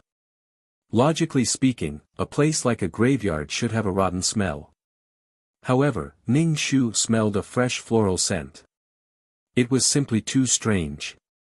You guys smell it too? Ning Shu asked. Gu Rui nodded. His expression was a little strange. It was obvious that something was out of his expectations. To prevent anything from happening, we should wait for a while before entering, Qingmingzi said. Gu Rui shook his head. We can't wait. This stone door will close after a certain period of time. Ning Shu and Mo Juchen asked in unison, how do you know? Now is not the time to ask such questions. Gu Rui pulled Ning Shu through the stone door. The people behind hurriedly followed. The stone door closed with a bang. The moment they walked through the stone door, Ning Shu felt as if he had walked into a fairyland. The ground was covered with tender green grass. There were even trees. There was a meticulously paved cobblestone road. There were even fake mountains, small rivers, and stone bridges. This didn't look like a graveyard. It looked more like a luxurious courtyard. There were even lotus flowers blooming in the pond, emitting a fresh scent. It was a world full of vitality. However, it was very strange in a graveyard. Was it an illusion? How did these plants survive without sunlight? The room was only as bright as day because of the countless night pearls. Ning Shu squatted down and took out the dagger in his calf. He used the dagger to poke the grass on the ground. The grass was normal. The soil was normal too. This was the strangest graveyard Ning Shu had ever seen. What kind of power allowed these plants to survive in the absence of sunlight? Everyone was a little confused. If they were facing something disgusting and challenging, they would have been mentally prepared. However, they really didn't expect to see such a scene. Gu Rui, what's going on? This graveyard isn't built like a palace, right? Even in such an environment, Mo Ju Chen still felt very uncomfortable. There was an indescribable pressure in his heart. Gu Rui was also a little confused. Things had changed. Someone's coming. Ning Shu heard footsteps. Everyone immediately hid behind the fake mountains. Ning Shu stuck his neck out and peeked at the footsteps. How could there be anyone in such a place? There were only 5 people. Their faces were deathly still, and their clothes were already very tattered. These 5 people were lined up as if they were patrolling. However, their gazes were empty and empty. They weren't focused on anything and their skin was green. Everyone's footsteps seemed to have been measured beforehand. Everyone's footsteps were uniform and incomparably mechanical. These must be monsters. What are these monsters? How are they still alive? Ning Shu turned back to look at Gu Rui. Gu Rui's eyes were fixed on the 5 people who were patrolling. His eyes were burning. After the monsters left, they came out from behind the rockery. What was the situation now? They were here to rob a tomb. Why did it seem like they were barging into someone's house? There's a living person in this tomb. Mo Ju Chen was confused. Impossible, impossible. Gu Rui said resolutely. Ning Shu stared at Gu Rui. He felt that Gu Rui had been to this place before. Even if he hadn't, he definitely knew about the situation in the cemetery. Gu Rui hurried to a place. They arrived at a dazzling palace with a coffin in the middle. Ning Shu, this kind of tomb really made Ning Shu confused. Why were there no traps, hidden weapons, or ghosts? There was nothing at all. It was so elegant and refined.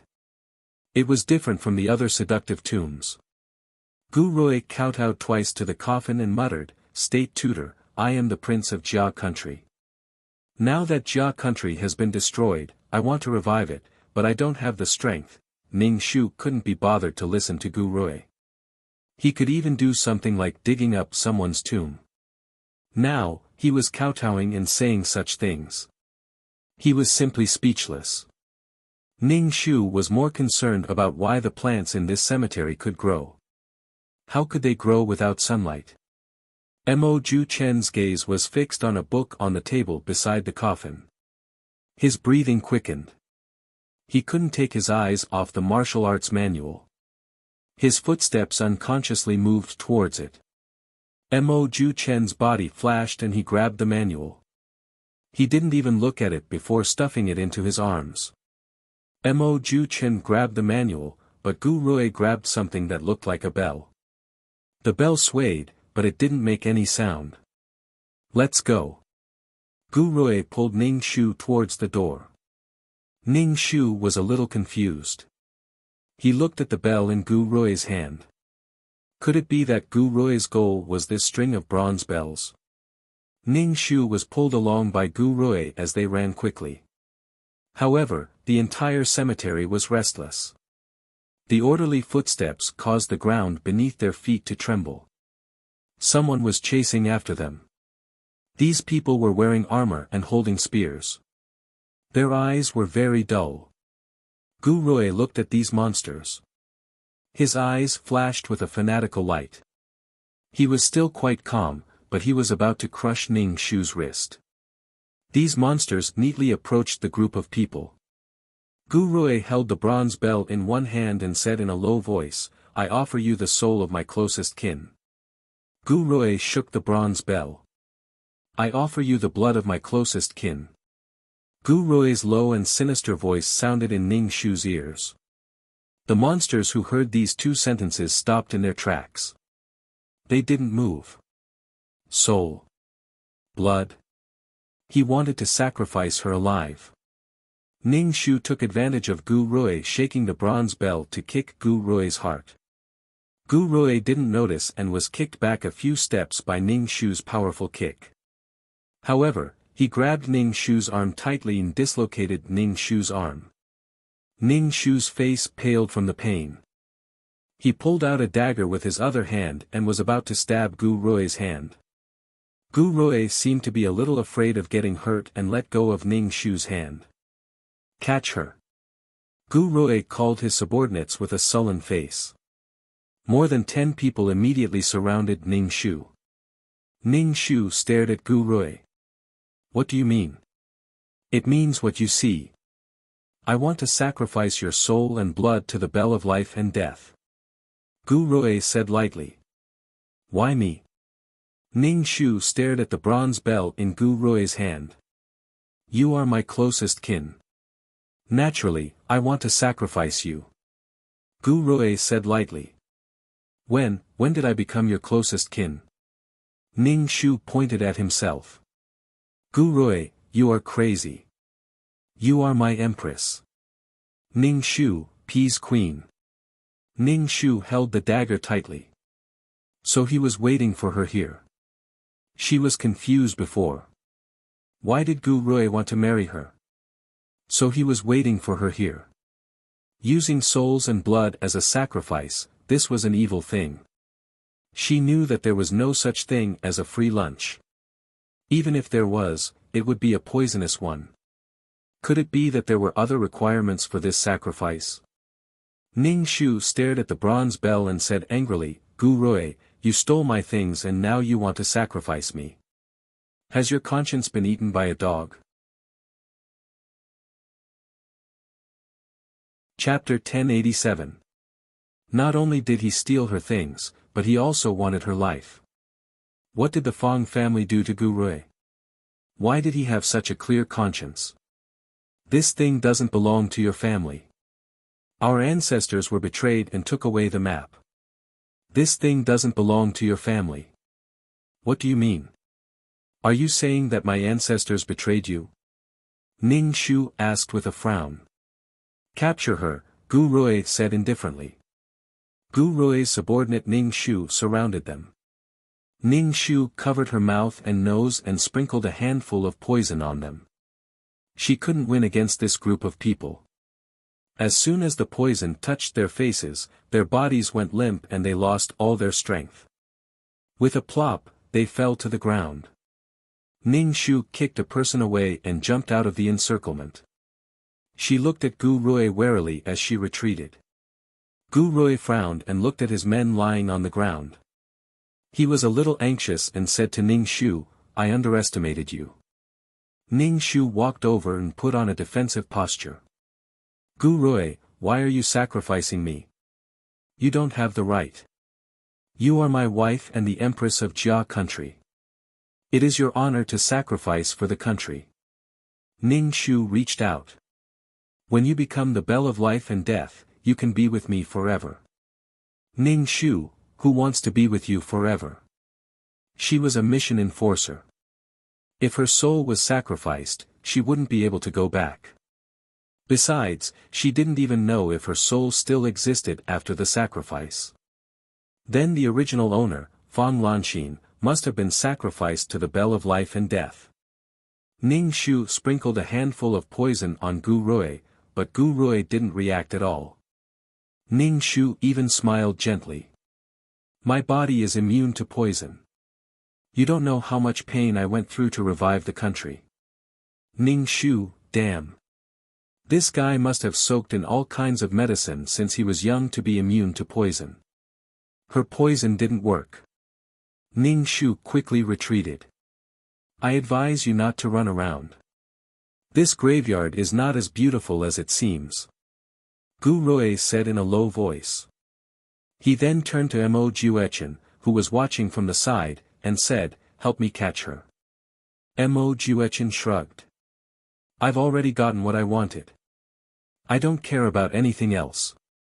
Gu Rui wasn't angry. He said to Mo Juechen indifferently, "If it weren't for me, you wouldn't have been able to leave this tomb." "Are you sure?" Mo Juechen's expression changed. "I hate dealing with people like you the most. I hate you even more than those sanctimonious sections." In order to achieve his own goal, Gu Rui could use any means, and he was even better at catching other people's weaknesses. To put it nicely, he was wise and far-sighted. With the pearl of wisdom in his hand, he could determine victory from 1,000 miles away. To put it bluntly, he was despicable and shameless. Mo Juechen had surrounded Ning Shu, and together with Qing Mingzi, they were attacking Ning Shu from 3 sides. Ning Shu took a deep breath and asked again, "Gu Rui, did you kill my father?" "Your father was infected with an epidemic," Gu Rui said indifferently. "I've never thought of doing anything to your father." There were many ways to be infected with an epidemic. Ning Shu deeply suspected that there was more to Old Master's death. If Old Master knew that he was going to die, he would definitely have passed the map to his closest kin. Fan Lanxin was only 14 years old. She had no one to rely on after her father died. She could only rely on Gu Rui now. Ning Shu didn't know how Gu Rui had gotten the map in the original plot. Ning Shu even suspected that Fan Lanxin had given it to Gu Rui voluntarily. "Must I be the sacrifice?" Ning Shu's face darkened. "Why must it be me?" Gu Rui raised the bronze bell in his hand. "Because you and I are husband and wife. You also have the destiny of an empress. Of course, you're the most suitable." Ning Shu was speechless. "Damn fatty, why are you struggling? Hurry up and don't waste our time." Mo Juechen was a little impatient. He wanted to leave this place as soon as possible. "Fuck, you're not the one sacrificing. If you have the ability, you can run into the knife's edge." Ning Shu said in disgust. Ning Shu activated the qi in his energy center. He didn't dodge anymore. He held the dagger and rushed towards Gu Rui. Gu Rui wanted her life. She would kill Gu Rui first. So what if he had the dragon qi protecting him? Let's see who will kill who. Ning Shu stabbed at Gu Rui with the dagger. Gu Rui dodged Ning Shu's attack and tried to control Ning Shu. The two of them started fighting with their bare hands. Ning Shu clenched his teeth.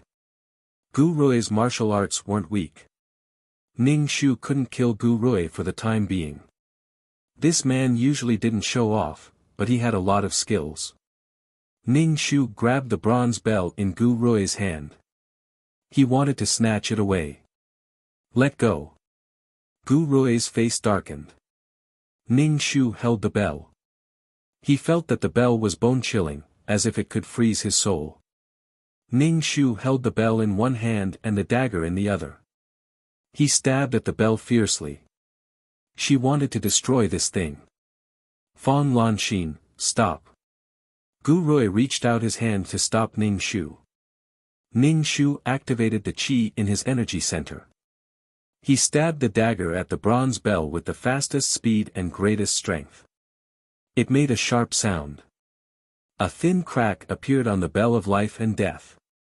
These neatly arranged monsters immediately started to attack the living people.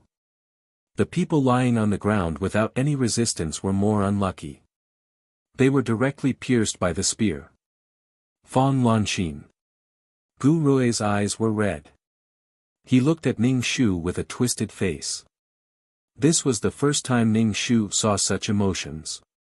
Ha! Ning Shu laughed heartily. If I don't have a good time, everyone won't have a good time. I offer my closest soul to thee.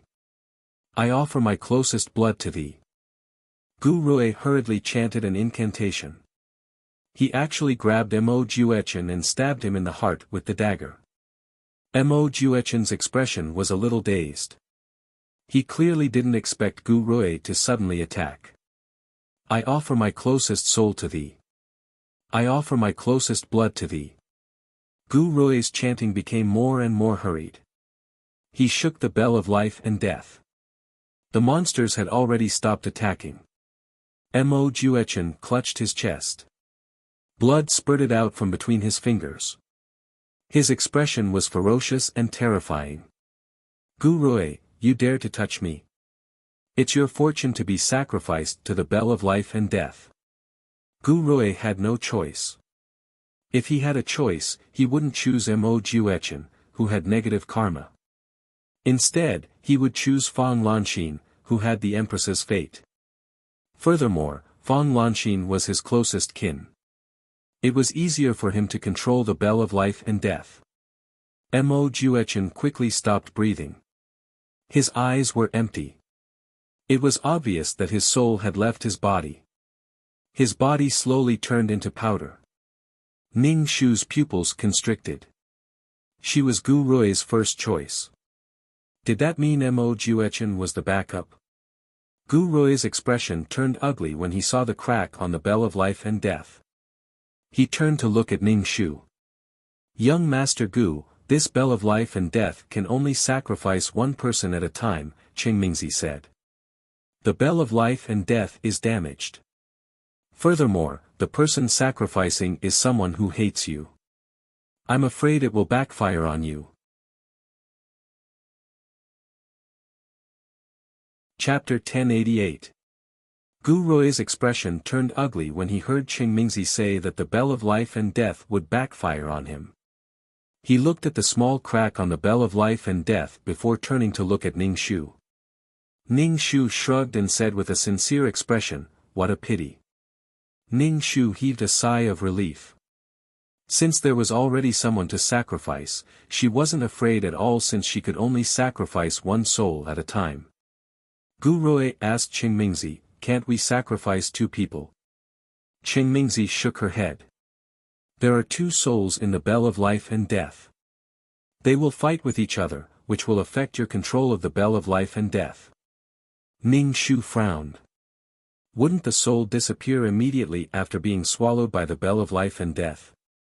Thank you, Gu Rui said as he picked up the manual that Mo Juechen had left behind. Ning Shu clicked his tongue. In the end, Mo Juechen had worked hard for someone else. Perhaps Gu Rui had tricked Mo Juechen. Hence, intelligence was very important. Mo Juechen had too much faith in his strength. Intelligent people could control their strength. Young Master Gu, can you help me find the item now? Qingmingzi asked. Gu Rui nodded. Of course. Do you know where it is? Gu Rui asked. The grass is green here. It must be here. Qingmingzi stroked her beard. Gu Rui nodded and raised the bell of life and death. The bell of life and death didn't make any sound, but these monsters stared at it with empty eyes. Gu Rui shook the bell of life and death rhythmically as he muttered something. These monsters immediately dispersed as if they were looking for something. Ning Shu looked at these monsters and Gu Rui warily. Gu Rui controlled these monsters just like that. Gu Rui ignored Ning Shu as if he had already given up on killing Ning Shu. However, Ning Shu was still scared. The sense of danger didn't decrease at all. Ning Shu didn't think that Gu Rui would let him leave the tomb alive. Daoist, where do you think that item is? Gu Rui asked Qingmingzi calmly. Qingmingzi flung her horsetail whisk. It's in this tomb. Gu Rui thought for a while and went to the hall where the coffin was placed. Ning Shu followed along and looked at the gorgeous coffin. After 200 or 300 years, the coffin still looked as beautiful as new. A glazed coffin. Daoist priest, could it be in the mouth of the state preceptor? Gu Rui asked. The ancient people would stuff something into their mouths when they were placed in a coffin, which was called a mouth money. Were they trying to pry open the coffin? For some reason, Ning Shu always felt that Gu Rui had a similar feeling of disgust towards this state preceptor. Digging up graves and coffins without any psychological burden. I don't agree with opening the coffin. This place is a corpse-nurturing ground. If we open the coffin and let the corpses inside smell human energy, they will definitely come back to life, Ning Shu objected. Gu Rui narrowed his eyes and ignored Ning Shu. Instead, he said to Qing Mingzi, Taoist priest, what do you think?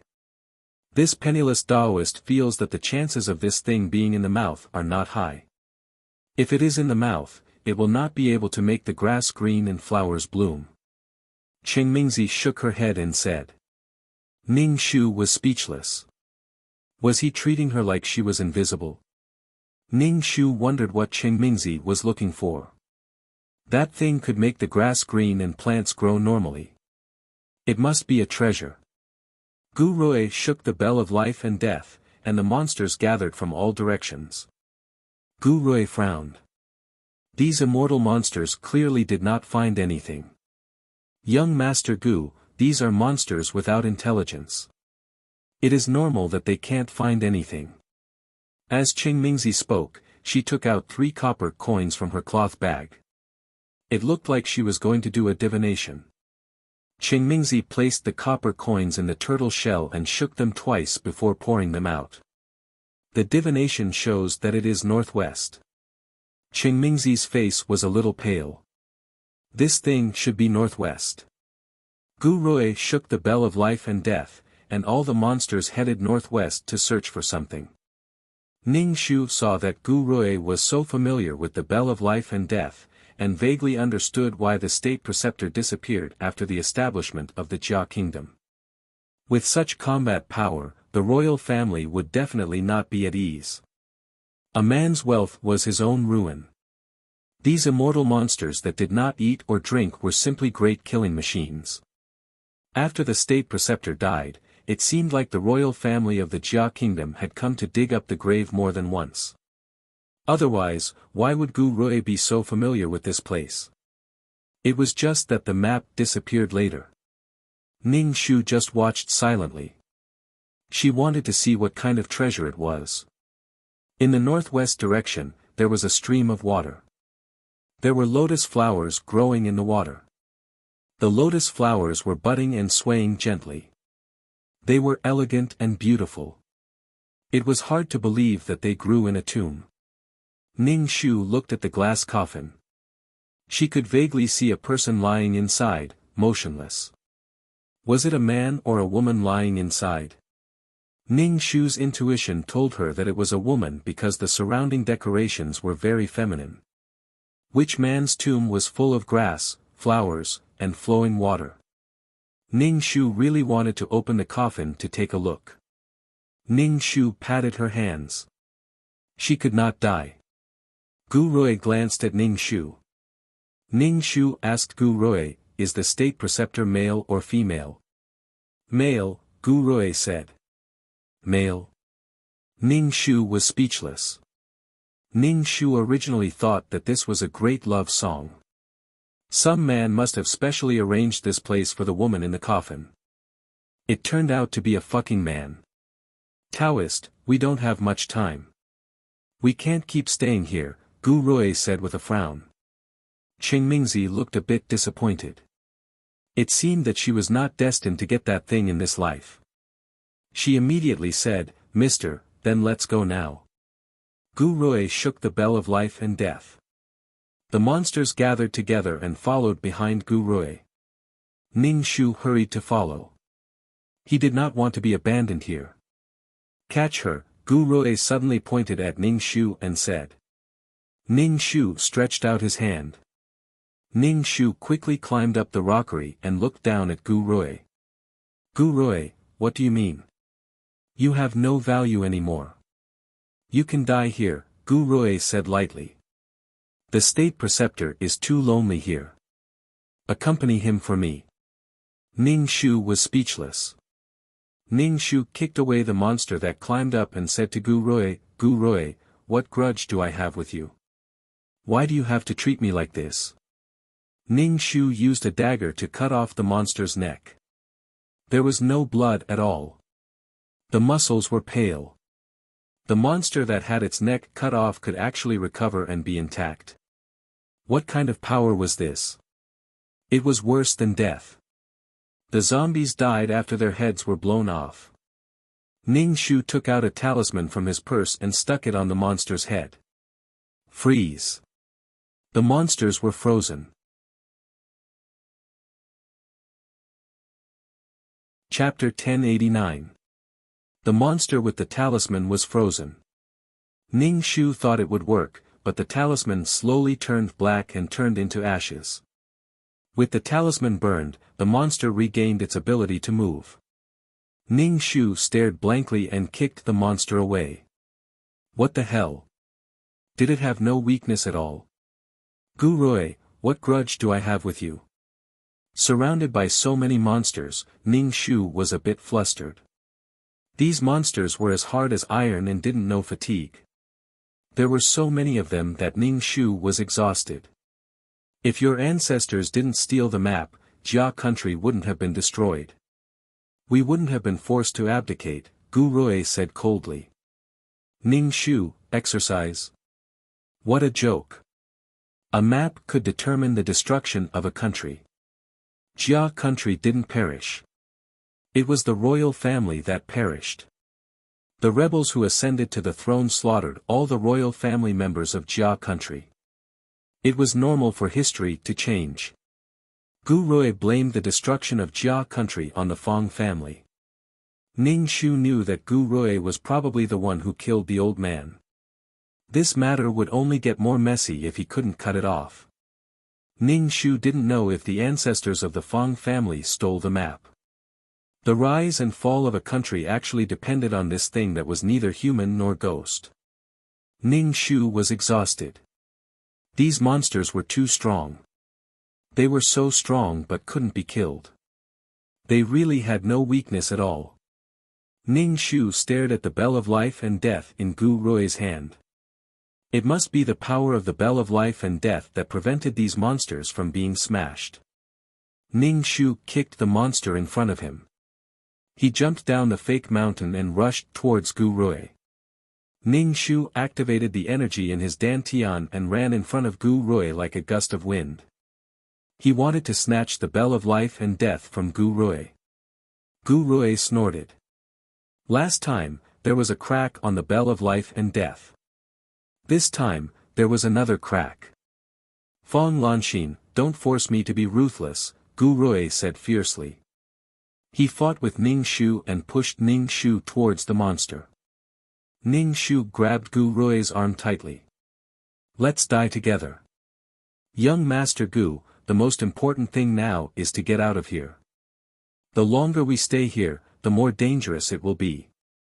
Qingmingzi could not help but speak up when she saw the two of them locked in a fierce battle. Gu Rui stared at Ning Shu who was holding his arm tightly and snorted, let go. No. Gu Rui was too lazy to pay attention to Ning Shu. He dragged Ning Shu towards the sect, but the stone door was tightly shut.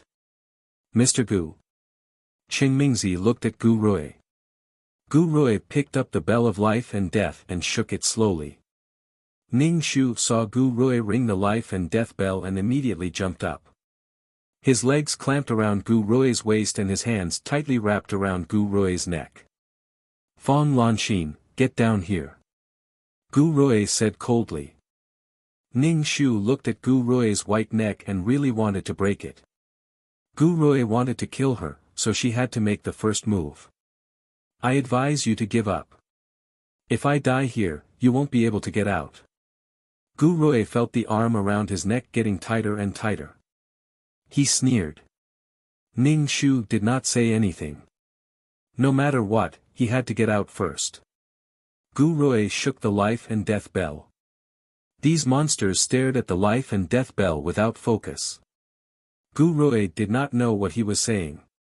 Ning Shu could not hear what he was saying even if he got closer. Suddenly, a monster reached out from behind Qingmingzi. It stabbed into Qingmingzi's back and pulled out a beating heart. Fresh blood splattered everywhere. Qingmingzi looked at Gu Rui in shock. Gu Rui said faintly, Daoist Qing, I'm sorry. Someone has to die when we get out. Gu Rui carried Ning Shu on his back and took the heart that was splattered with fresh blood. He placed it in a small hole. The heart rolled and disappeared. Ning Shu's heart could not help but beat wildly. Gu Rui did not even blink when he killed people. Sure enough, all the calmness was a lie. Where did this heart go? Ning Shu suddenly asked. Gu Rui paused and said in a low voice, "Oh no." Ning Shu could not help but wipe his face. Gu Rui stared at the stone door. The stone door slowly opened, but it opened very slowly. Ning Shu wrapped around Gu Rui's neck tightly and clamped his legs around Gu Rui's waist. They had to get out. If they did not get out, they would really be waiting for death. Gu Rui was a bit out of breath. It was obvious that such a heavy Ning Shu hanging on his body was a burden to him. Roar! A loud roar was heard, followed by a loud bang. The zombie came out. Ning Shu said in a low voice. If one did not seek death, they would not die. Gu Rui's face turned ugly. That heart must have been eaten by the zombie. He was deceived. The ancestors' letter deceived him. A man in gorgeous clothes walked like the wind towards them. His clothes were already rotten and turned into powder as he walked. His figure was not bad, he had a mermaid's waistcoat and played with birds. However, he was ugly with a green face and fangs. Wherever he walked, the grass withered. Ning Shu's pupils constricted. Hitorigami. This was something that was several levels higher than the zombie. Once the Hitorigami appeared, the country would be in a drought and thousands of miles of land would be scarlet. As long as the Hitorigami appeared, there would be a drought. The Hitorigami moved very quickly and reached the dead Qingmingzi's side in a flash. The Hitorigami grabbed Qingmingzi's body. Half-finger-long fangs grew out of his mouth and bit Qingmingzi's neck. Although the heart was dug out, there was still blood in the body. The Hitorigami sucked the blood. As if it was not satisfied at all, it threw Qingmingzi's body away like a sack. Then, it sucked the blood of Gu Rui's subordinates who were still alive one by one. Everyone's faces were filled with horror. The corpses that had been sucked dry became extremely shriveled. After sucking the blood of a few people, the Hitorigami still did not seem satisfied. Its sharp fangs were still stained with blood. It was extremely ugly. The Hitorigami's gaze swept across everyone present and the monsters. Finally, it fixed its gaze on Ning Shu and Gu Rui. Come down, I'll pull you and run. You're too heavy. Both of us can't run. Under the Hitorigami's gaze, Gu Rui's blood turned cold. Ning Shu did not believe Gu Rui's words. She did not believe a single word. If she really got down from Gu Rui's body, she would immediately be pushed in front of the Hitorigami as a human shield. Then, he would run away by himself. Gu Rui had no morals at all. First, he killed Mo Juechen. Then, he killed Qingmingzi. If you played with such a person, you would be stabbed in the back if you were not careful. Gu Rui shook the bell of life and death in his hand. These monsters charged towards the Hitorigami as if they were not afraid of death. Black and red sharp nails grew out of the Hitorigami's fingers and slashed at the monsters that were charging over. The monsters were like a piece of paper that was torn into two by the Hitorigami's nails. The monsters that were killed by the Hitorigami were thought to be revived. However, they were turned into a pile of powder. Chapter 1090. These monsters couldn't even be considered zombies. He didn't know what methods were used to make these monsters lose their consciousness. Facing Hitorigami, they could only be code. Ning Shu's eyelids twitched wildly. If this force went out, it would basically be lawless. It might even slaughter a village. It would be invincible in the world. Gu Rui's body trembled slightly. He saw that the stone door had been opened. It was wide enough for one person to go out. Gu Rui didn't care about these monsters. The most important thing now was to get out alive. Gu Rui bit his cheeks tightly. There were tears in his eyes. In the end, all his efforts were in vain. This feeling was worse than death.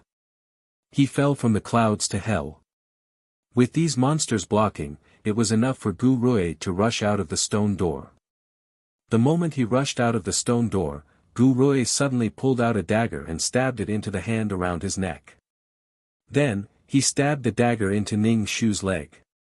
Ning Shu was caught off guard and was stabbed in the arm by the dagger. His body shivered. Gu Rui's hand was covered in blood.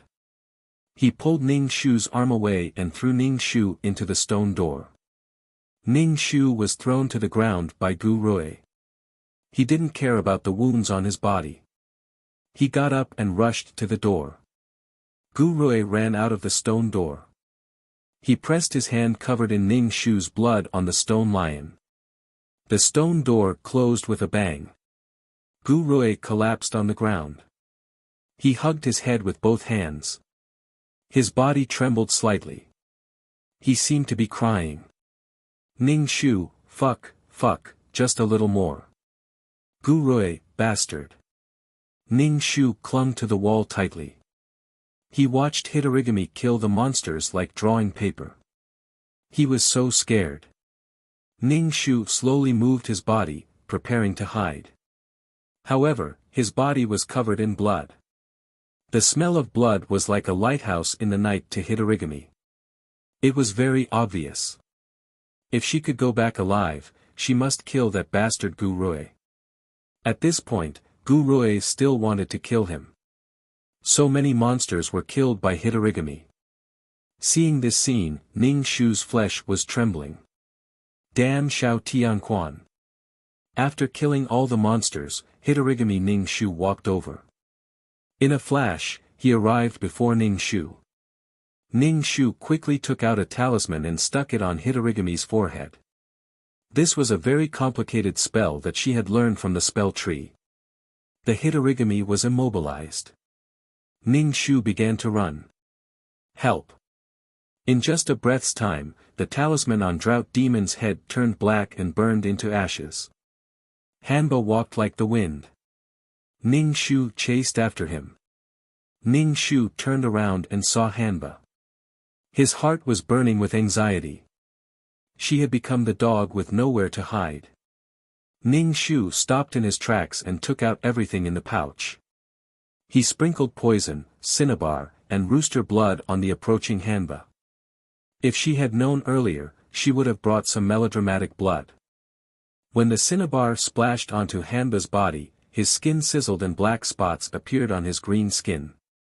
Hanba lowered his head and looked at his body. Ning Shu cast a spell. The talisman floated towards Hanba. The talisman stuck to Hanba's body. Hanba roared in pain. But soon, the talisman turned black and turned into ashes. Ning Shu was burning with anxiety. He took out all his stock. But it didn't cause any substantial damage to Hanba. What to do?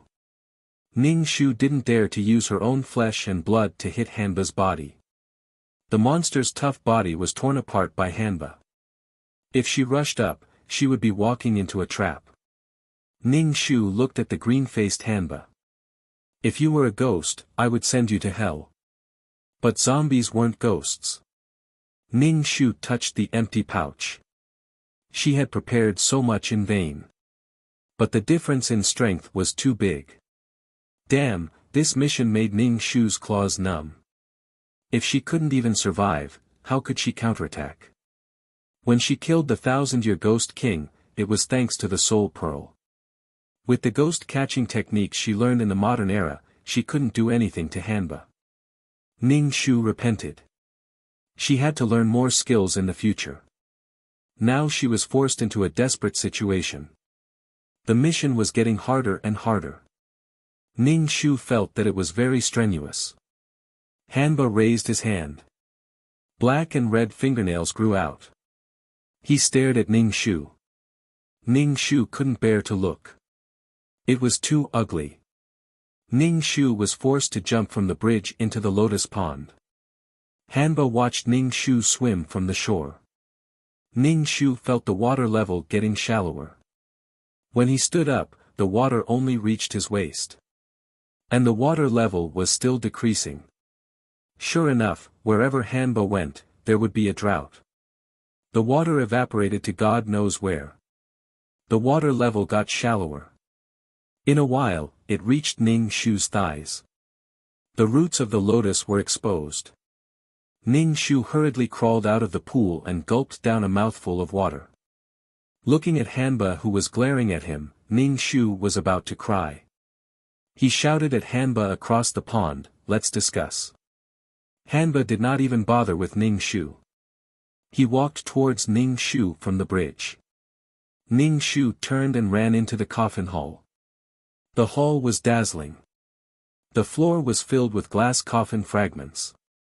Ning Shu saw a talisman stuck on one of the fragments. Ning Shu quickly picked up the talisman. The talisman on the talisman was very complicated. Ning Shu felt dizzy just looking at it. The cinnabar on it was very beautiful. Hanba saw the talisman in Ning Shu's hand and growled. He seemed to be vigilant and didn't dare to approach Ning Shu. Ning Shu noticed Hanba's abnormality and immediately placed the cinnabar on his chest. Hanba's throat gurgled as he stared at the talisman in front of Ning Shu. Ning Shu heaved a sigh of relief. Finally, there was something that could restrain Hanba. Ning Shu lowered his head and looked at the talisman. He traced the talisman and recalled the talisman spell book from his memory. The purpose of the talisman was to suppress. Could it be that someone knew that this person would become a zombie Hanba and suppressed him? Ning Shu, then why did they have to bury him here? Why didn't they just destroy the corpse and destroy the evidence? Ning Shu had a strange idea. This talisman was to suppress Hanba. When Hanba was not strong enough, he couldn't come out. When he was strong enough, he wouldn't be afraid of the talisman suppression. This was to prevent him from being destroyed before he was strong enough to come out. Now, Hanba's combat strength was too strong. Thinking about the various things in this tomb, it was terrifying. Opening the mechanism required human blood and a heart. Making it so bloody, it was probably to awaken the person in the coffin. If this was the Grand Tutor's plan, then he had included the Jia nation's royal family. Gu Rui's efforts were all for naught. He felt that he would never love again. Ning Shu and Hanba were in a standoff. Hanba didn't dare to come forward. This meant that the talisman was still a threat to Hanba. Ning Shu was anxious. This standoff wasn't a solution. How was she going to leave this place? Ning Shu leaned against the wall. The wall was painted with gold powder. But in this situation, gold was useless. Ning Shu took out some dry food from his bag. The dry food had been soaked in water and was soft.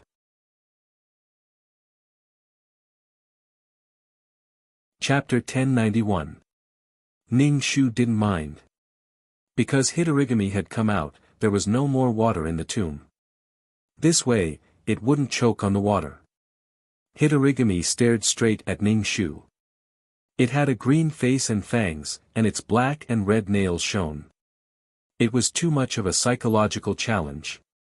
Ning Shu couldn't eat anymore. Ning Shu tried to communicate with Hitorigami. It was said that all things had a spirit, but he didn't know if Hitorigami, who only knew how to drink blood, had a spirit. Ning Shu asked, "Do you want to eat?" Ning Shu raised the dry food in his hand and stared at Hitorigami. Hitorigami stared at Ning Shu with an expressionless face. Ning Shu thought for a moment and threw a lump of dry food to Hitorigami. Byaji was thrown in front of Hitorigami, and it broke into pieces. Hitorigami stretched out its long nails and poked at the foaming dry food. When it poked at the dry food, it poked a hole in the hard ground. Ning Shu's face trembled. She was so scared. Was she going to fail this mission? If she failed, she would be obliterated. Ning Shu wasn't afraid of obliterating, after all, he had the amulet.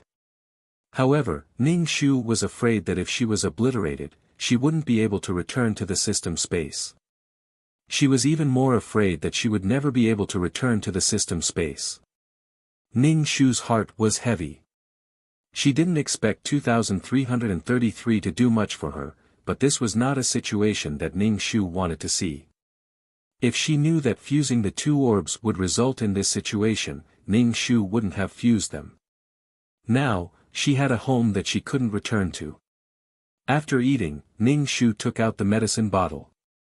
The bottle was already filled with water, and the medicine had turned into a viscous liquid. Ning Shu rolled up her sleeve and saw a bloody hole in the wound. Ning Shu poured the medicine on the wound. Ning Shu hissed. If she had the chance to go out, she would definitely pierce many holes in Gu Rui's body.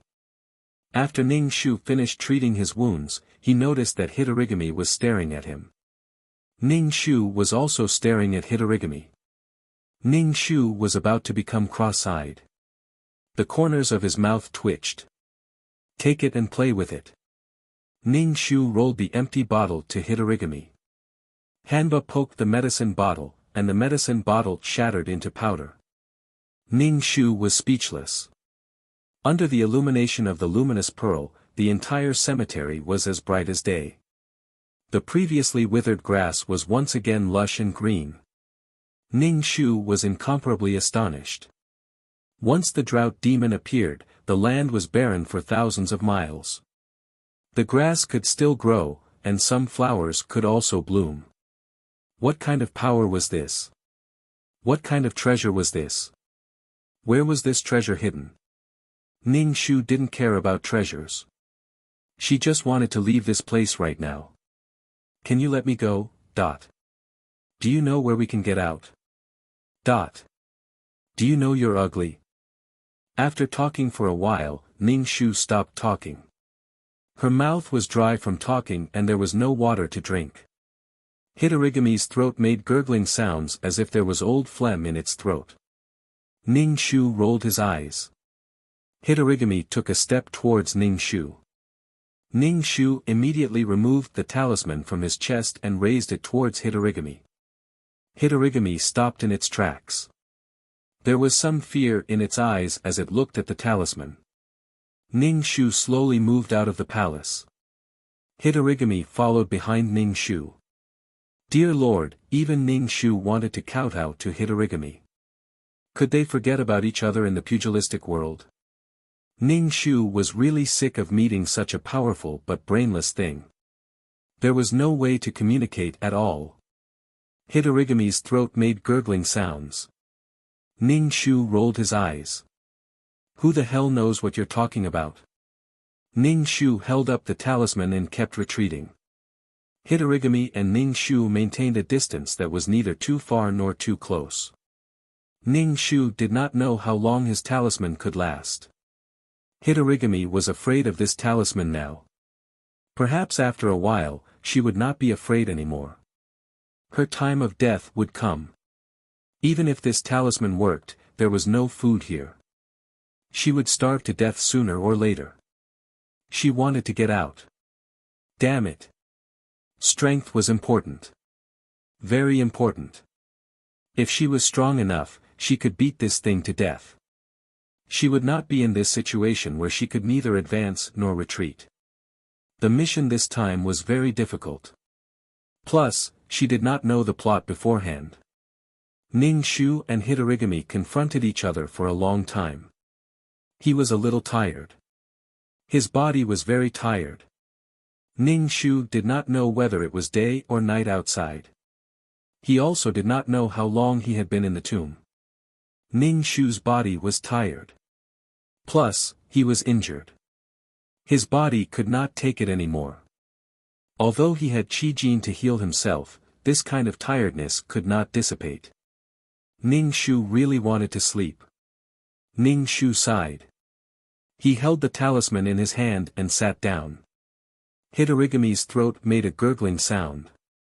It seemed to be talking. However, they were different species. They could not communicate smoothly. Ning Shu was really tired. However, there was a scary thing next to him. All the hair on his body stood up. He was tense.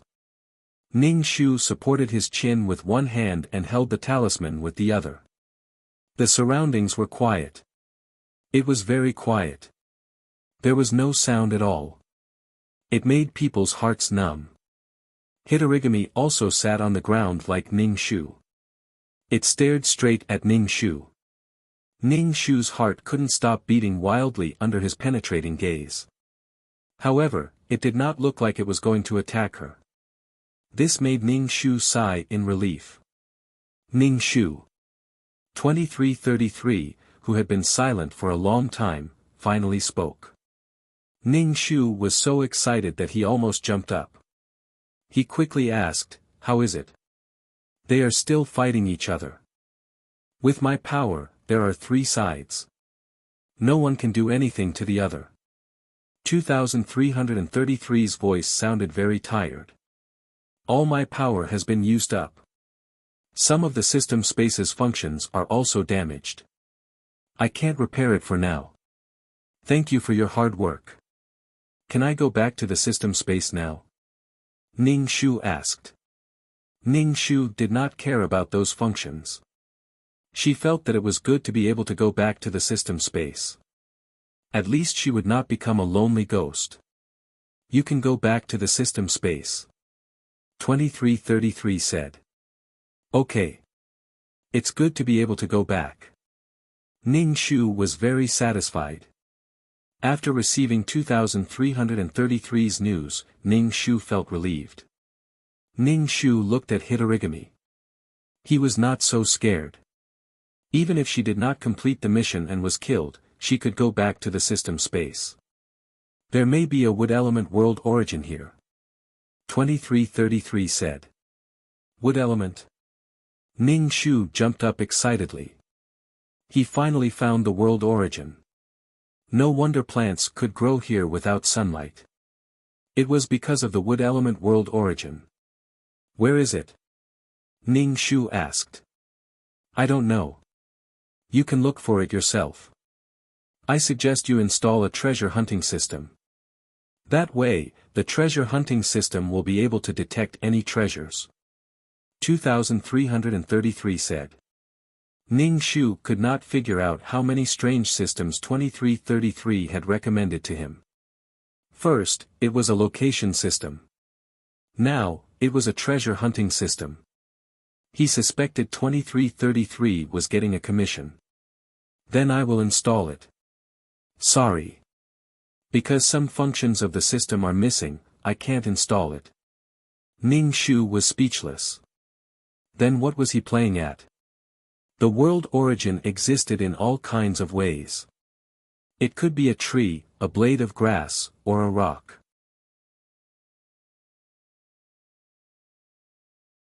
Chapter 1092. How was she supposed to find the origin of the world? Ning Shu had a headache. "How about you touch the thing and I'll use you to find the origin of the world?" 2333 said. He sounded tired. Ning Shu was a little embarrassed. When the system was ready, he had to install a treasure hunting system. It was too troublesome. "Okay." Ning Shu nodded. Ning Shu stuck the talisman on her back and crawled to explore every corner of the graveyard. "Tell me when you feel it," Ning Shu said to 2333 as he searched. Hitorigami stood up and followed behind Ning Shu, watching Ning Shu search everywhere. Ning Shu crawled in front and Hitorigami followed behind. Every time Hitorigami got close, Ning Shu would raise the talisman to scare him and then continue to search everywhere. Ning Shu didn't know how long he had been searching. There were small wounds on his hands. Ning Shu remembered that Cheng Mingzi's divination said that it was in the northwest direction. He went to the pool and searched. "This is it," 2333 said. Ning Shu touched a budding lotus. The lotus was emitting a sweet smell. "Is it a lotus or a lotus root?" Ning Shu asked. "It's a whole plant. Dig it out and don't break it." 2333 said. Ning Shu took out his dagger and carefully dug the soil. Because of Hitorigami, the soil was dry and cracked. Ning Shu kept an eye on Hitorigami as he dug. Whenever Hitorigami got close, Ning Shu would raise the talisman. Ning Shu used the talisman as his protective talisman. Ning Shu spent a lot of time and finally dug out the lotus flower with its stem and leaves, as well as the white and tender lotus root. Who knew that this thing was the origin of the world? The origin of the world was a strange existence. Ning Shu held the lotus and it disappeared. 2333 took it away. Ning Shu let out a long breath. Although these quests were a little tricky, it was worth it to get the origin of the world. What will you do if you run out of energy? Ning Shu asked. I can only accumulate it slowly.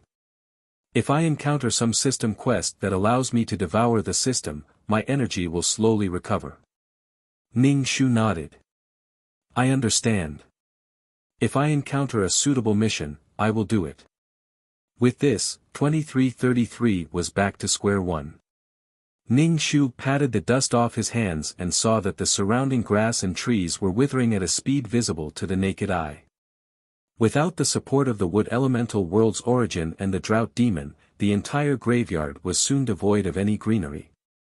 The magnificent palace looked as if it had been built in the desert.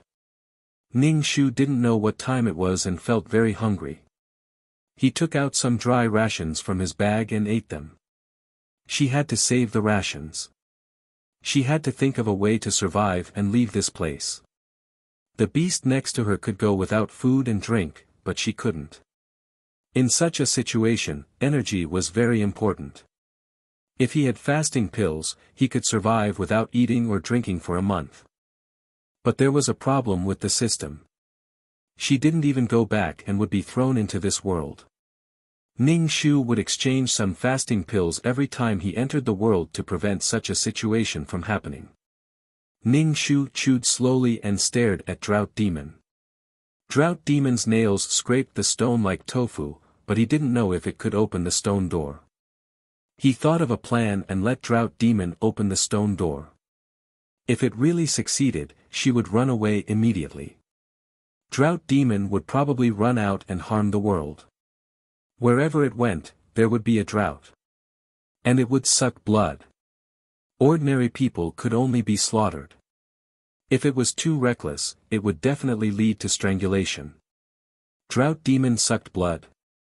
Only low-level zombies sucked blood. Drought Demon should get rid of such low-level interests. Ning Shu stuffed the last bit of rations into his mouth and stared at Drought Demon.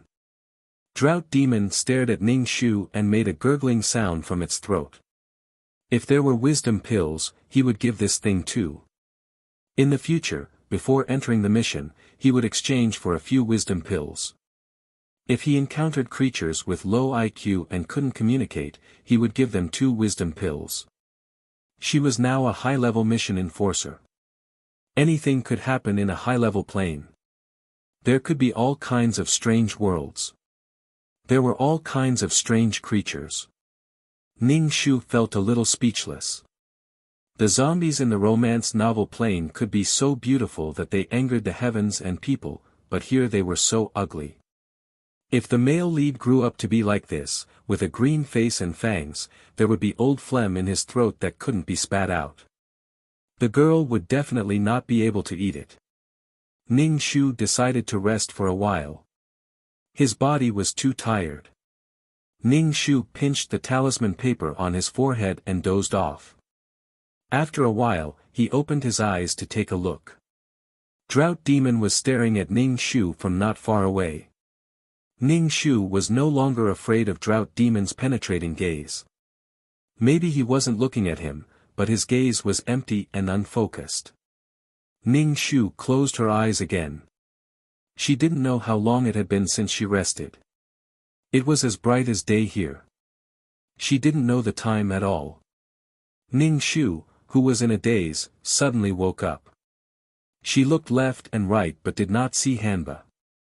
Where did he go? Ning Shu quickly looked behind him. He was afraid that Drought Demon would sneak up on him from behind. Drought Demon wasn't behind him. Did he leave? Ning Shu removed the talisman paper from his forehead and ran towards the stone door. He realized that there were scratches on the stone door. One of the stone doors was already open. Ning Shu was delighted.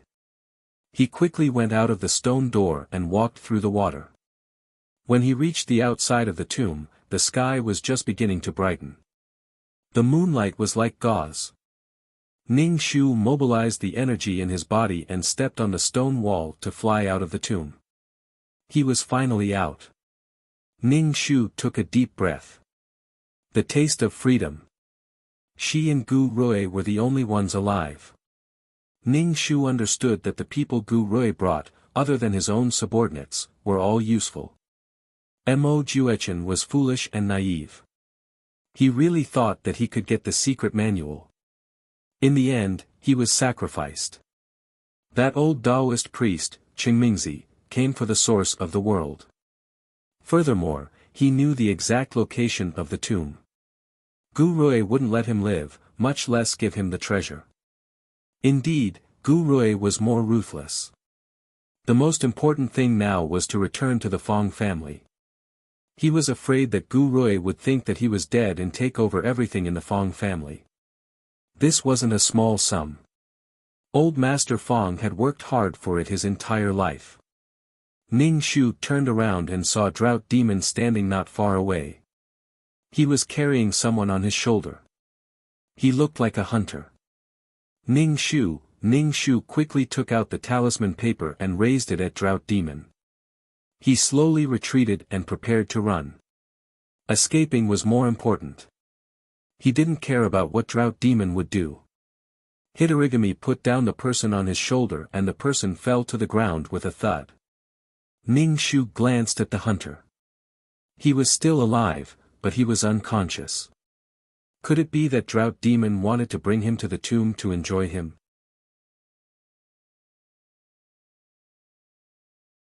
Chapter 1093. Ning Shu did not expect to bump into Hitorigami after exiting the tomb. She had to add more luck points in the future. Ning Shu felt that her fate was full of misfortune. There was no one else in the world who was as miserable as her. She had to add more luck points. Hitorigami's throat gurgled as it stared at Ning Shu. It did not know what to say. The moonlight shone on Hitorigami's body. He breathed in the essence of the moon. The real Grand Tutor was already dead. The Hitorigami in front of her was just another species born from the corpse-nurturing land. It had no intelligence and acted on instinct. Ning Shu's face trembled as she said, "Continue sucking blood. I won't disturb you anymore." Ning Shu mobilized her chi and ran away like a gust of wind. She swung her legs and ran. Hitorigami ran like the wind. Ning Shu chased after it. Ning Shu turned around and saw Hitorigami running beside her. Ning Shu was speechless. What did it want? Ning Shu stopped and stared at Hitorigami. He could not kill it and could not get rid of it. Hitorigami approached Ning Shu. Ning Shu quickly raised the talisman. Hitorigami grew long black and red fingernails. Ning Shu reached out his hand. Was the dagger in the coffin? Ning Shu quickly retreated. He conjured a spell and raised the talisman. Ning Shu's heart trembled. He felt that Hitorigami was much stronger than before. It stole the light of the sun and the moon. It absorbed the essence of the mountains and rivers. It could absorb the essence of the moon. Hitorigami did not seem to be afraid of the talisman in Ning Shu's hand. Its long black and red fingernails touched the talisman. The talisman began to burn. Ning Shu quickly threw away the talisman. He was stunned. The talisman was gone. Was her blood going to be sucked by Hitorigami? Ning Shu made a prompt decision to run. Hitorigami followed Ning Shu. How tiring. If you want to kill me, just say the word. Ning Shu turned around and saw Hitorigami staring at him. It didn't look like it wanted to eat him. Ning Shu stopped in his tracks. Ning Shu stopped, and so did Hitorigami. They stared at Ning Shu. Could it be a fledgling complex? But when Hanba came out, there were so many people present. Ning Shu slowly moved 2 steps towards Hitorigami. Hitorigami's throat emitted a gurgling sound. It stared at Ning Shu but did not launch an attack. Ning Shu gathered his courage and took 2 more steps forward. Hitorigami did not react. Ning Shu took another 2 steps forward. Hitorigami did not attack either. Ning Shu stretched out his hand to touch Hanba. When he touched Hanba's hand, Hanba's throat made a gurgling sound. Seeing Hitorigami not attack him, Ning Shu breathed a sigh of relief. Although he did not know why Hitorigami had not attacked him, he did not have to constantly worry about his life. Ning Shu retracted his hand. Hitorigami grabbed Ning Shu's hand. Ning Shu was speechless. Could it be that she also had a female lead halo that could mesmerize zombies? But why wasn't it an extremely handsome one? Why was it such a horrifying species? The species was not the key. The key was the appearance. Hitorigami's hand was icy cold. Ning Shu was held by it. It was as if she was in ice water. Moreover, Yin Qi drilled into her body. Ning Shu quickly withdrew his hand. Hitorigami stared at Ning Shu. Ning Shu used his hand to blow away his snot, proving that he only wanted to withdraw his hand to blow away his snot. Although her life was no longer in danger, what was she going to do with a burden? If Hitorigami went out like this, he would be treated as a monster and killed. Moreover, it would implicate her. She was with a monster. If she was not a monster, what was she? Her heart was tired. Ning Shu returned to the front of the tomb, where the hunter was still unconscious. Ning Shu directly carried the hunter away. This place could not be discovered by others. Ning Shu threw the hunter far away from the tomb. He pulled up the hunter's pants and pinched the hunter's philtrum. Seeing that the hunter was about to wake up, Ning Shu took the clothes and activated his unique martial arts. He stepped on a tree branch and flew away. Hitorigami stared at Ning Shu. Seeing that Ning Shu had run away, he followed behind Ning Shu. They ran quickly in the forest. Back at the tomb, Ning Shu and Hitorigami stared at each other. Ning Shu took out the pants for Hitorigami to wear. Walking like this, Ning Shu suspected that he would grow a needle's eye. Hitorigami held the pants. He did not know how to wear them. Ning Shu took the pants. Raise your legs. Hitorigami's throat gurgled. Sit down. Ning Shu demonstrated sitting down. Hitorigami sat down. Ning Shu put the pants on his legs. After a while, he finally put on the pants. It was fine as long as it could cover his body. Hitorigami reached out and wanted to hold Ning Shu's hand. Ning Shu quickly put his hand behind his back. If Hitorigami held it, Yin Qi would enter his body.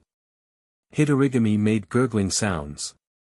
He seemed to be dissatisfied. Long black and red fingernails grew out. Ning Shu was speechless. Ning Shu reached out and patted Hitorigami's head. Good boy. Hitorigami also reached out and patted Ning Shu's head. Ning Shu was dizzy. He had a concussion. Ning Shu sat cross-legged on the ground. Hitorigami also sat cross-legged on the ground, mimicking Ning Shu's posture. It was indeed the story of a fledgling. It felt like Hitorigami was treating her as his mother. Wet nurse again. Ning Shu said to Hitorigami, don't suck blood now. You need to absorb the essence of the sun and moon. Hitorigami stared at Ning Shu. Ning Shu knew that he didn't know anything. Watch. Ning Shu began to cultivate the ultimate martial arts and began to absorb spirit qi. After cultivating for a while, Ning Shu opened his eyes. He turned around and saw Hitorigami absorbing the essence of the moon. The moonlight formed a beam that shone on his body. Ning Shu was speechless. Cough. This was a racial advantage. It couldn't be compared. Ning Shu confirmed once again that the talisman from before was to suppress Hitorigami and prevent it from being born prematurely. If it was an ordinary zombie, it would have been burned by fire. Hitorigami was much more powerful now. Hitorigami looked at Ning Shu, as if asking if he was doing the right thing. Ning Shu didn't know when he could leave this place. He didn't know how the Fong family was doing. Wherever she went, Hitorigami would follow. If they went out, it would only cause chaos. Ning Shu looked at Hitorigami beside him and rolled his eyes. He had to think of a way to get rid of him. Ning Shu was a little annoyed. Interacting with this kind of creature with low intelligence was like teaching a child. Ning Shu really wanted to beat him to death with his bad temper. If not for the fact that he couldn't beat him. He was screwed over by these naturally evil guys. He spent the whole night cultivating. When the sun rose, the sun shone on Hitorigami's body. Zombies were afraid of light. He didn't know if Hitorigami was afraid of light. Hitorigami was a little uncomfortable under the direct sunlight, but he could tolerate it. Then, he actually began to absorb the essence of the sun. Ning Shu was speechless. He didn't want to say anything else. Ning Shu took some dry food from his bag to eat and watched Hitorigami cultivate. He could absorb the essence of the sun and moon without any secret cultivation manual. He was so jealous. Hitorigami probably reached his body's limit. He stopped absorbing the essence of the sun and moon and stared at the dry food in Ning Shu's hand. Ning Shu gave Hitorigami a pinch of dry food. Hitorigami stared at the food in his hand and imitated Ning Shu, stuffing the food into his mouth. After eating, he still stared at Ning Shu. Ning Shu gave him the last bit of dry food in his hand. He clapped his hands and stood up, preparing to look around to see if there was anything edible.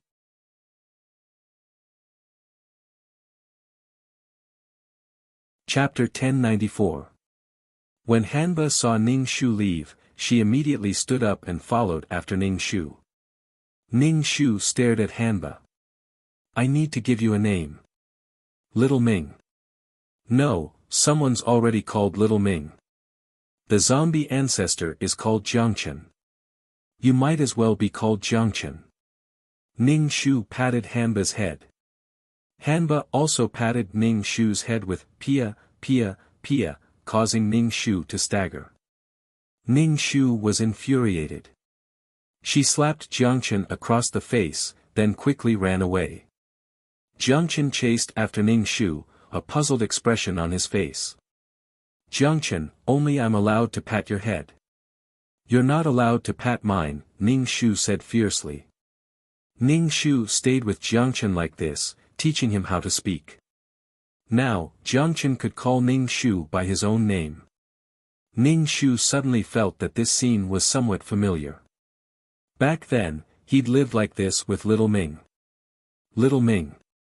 Ning Shu felt like so much time had passed. He wondered how Little Ming was doing. Zombies and zombies should be the same species, right? Ning Shu spent every day foraging for food in the mountains. He felt like he'd lost a lot of weight. His skin was taut and supple, and he felt great. Although he wasn't as frail as a willow branch swaying in the wind, his muscles were firm and healthy. Ning Shu had always been worried about the Fong clan. He'd wanted to sneak away, but Jiangchen had caught him like a drug-sniffing dog. Thankfully, Jiangchen no longer drank blood. His face didn't look so ferocious. He'd probably gotten used to it. Where are you going? Jiangchen's voice was slurred. Ning Shu pointed in the direction of the town. I'm going to buy some things and clothes.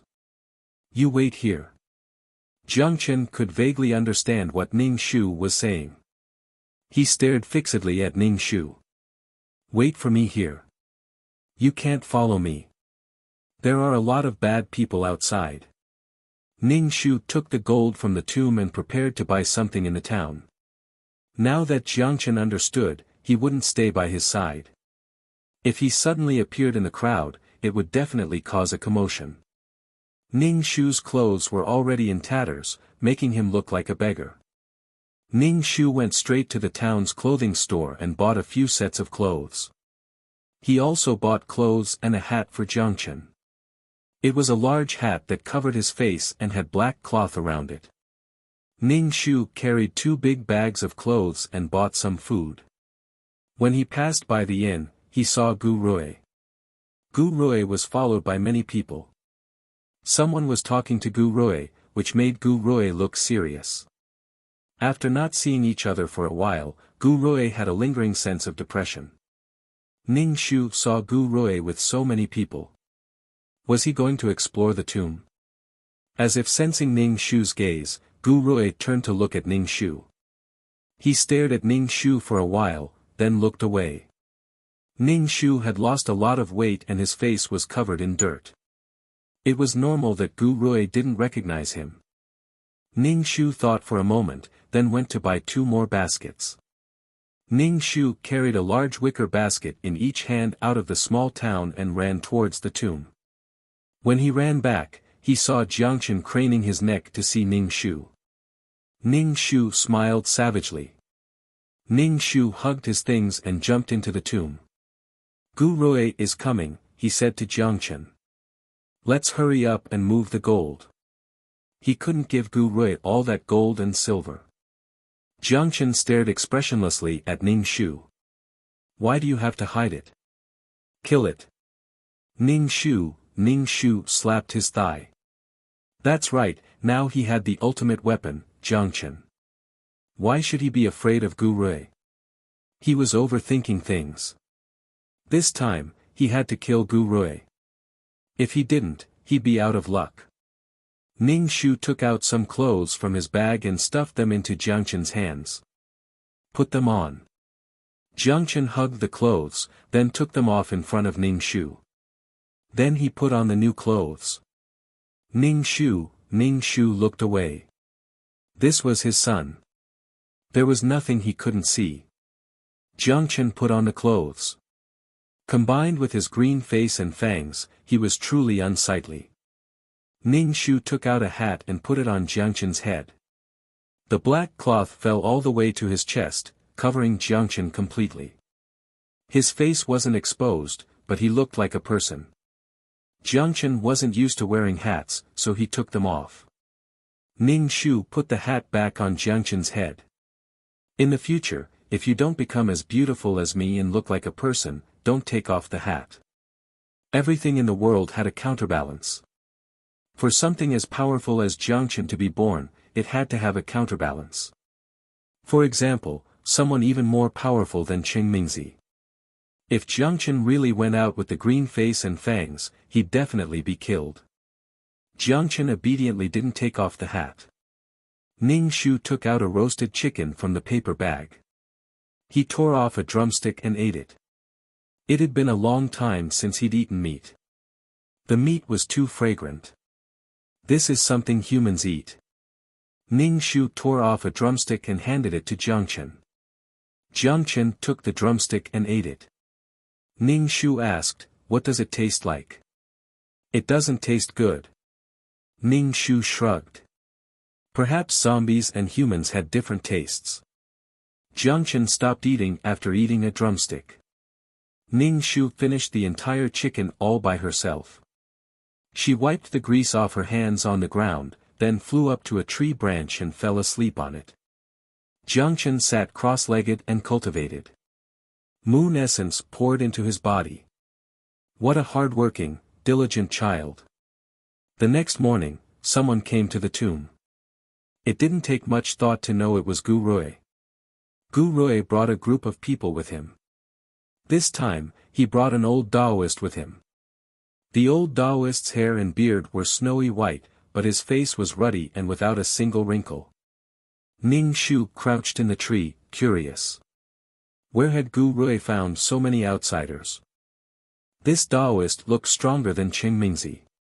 Gu Rui had probably invited him to deal with Jiangchen. Gu Rui looked at Jiangchen, who was dressed in black and wearing a hat.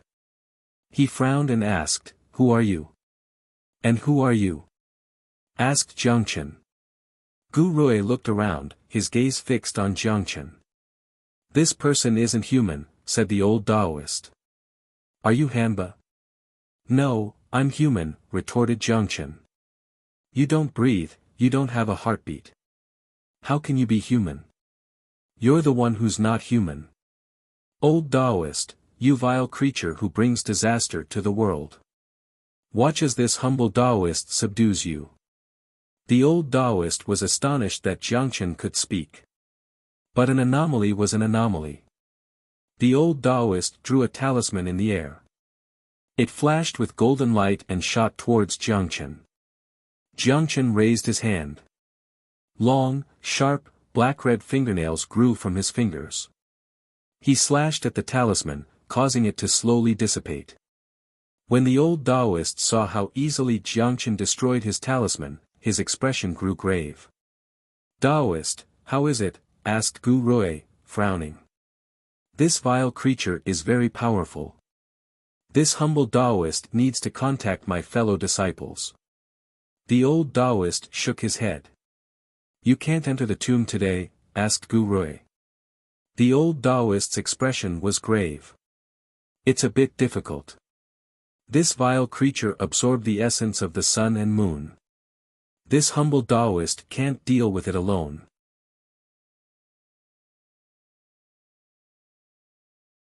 Chapter 1095. Gu Rui stared at the tomb. He knew that the monster in the tomb might have been killed by the zombie, but he was still unwilling to give up.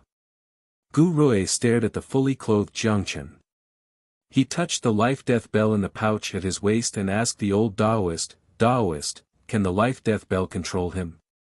"It's a little difficult." The old Taoist shook his head. This drought demon wasn't an ordinary zombie. It had its own thoughts. Ning Shu stared at Gu Rui. Gu Rui was truly ambitious. He actually wanted to control Jiangchen. What a great idea. Ning Shu's heart was filled with killing intent. This time, she must kill Gu Rui. Gu Rui had wanted to kill her several times. An eye for an eye. Jiangchen charged at the old Taoist. The old Taoist formed an incantation gesture, sending talismans flying at Jiangchen. Some of the talismans hit Jiangchen's body, causing it to emit smoke. Jiangchen saw that the old Taoist was difficult to deal with, so he decided not to deal with the old Taoist first. Instead, he dealt with ordinary people. With a swipe of his long fingernail, one of them died. When the old Taoist saw Jiangchen kill someone right in front of him, he couldn't bear to lose face. Today, this humble Taoist will enforce justice on behalf of the heavens. If an evil creature like you goes out, you'll definitely bring disaster to the common people. Jiangchen grabbed one and tossed it at the old Taoist, interrupting his incantation. After one round, half of the people that Gu Rui brought over were gone. The smell of blood was strong.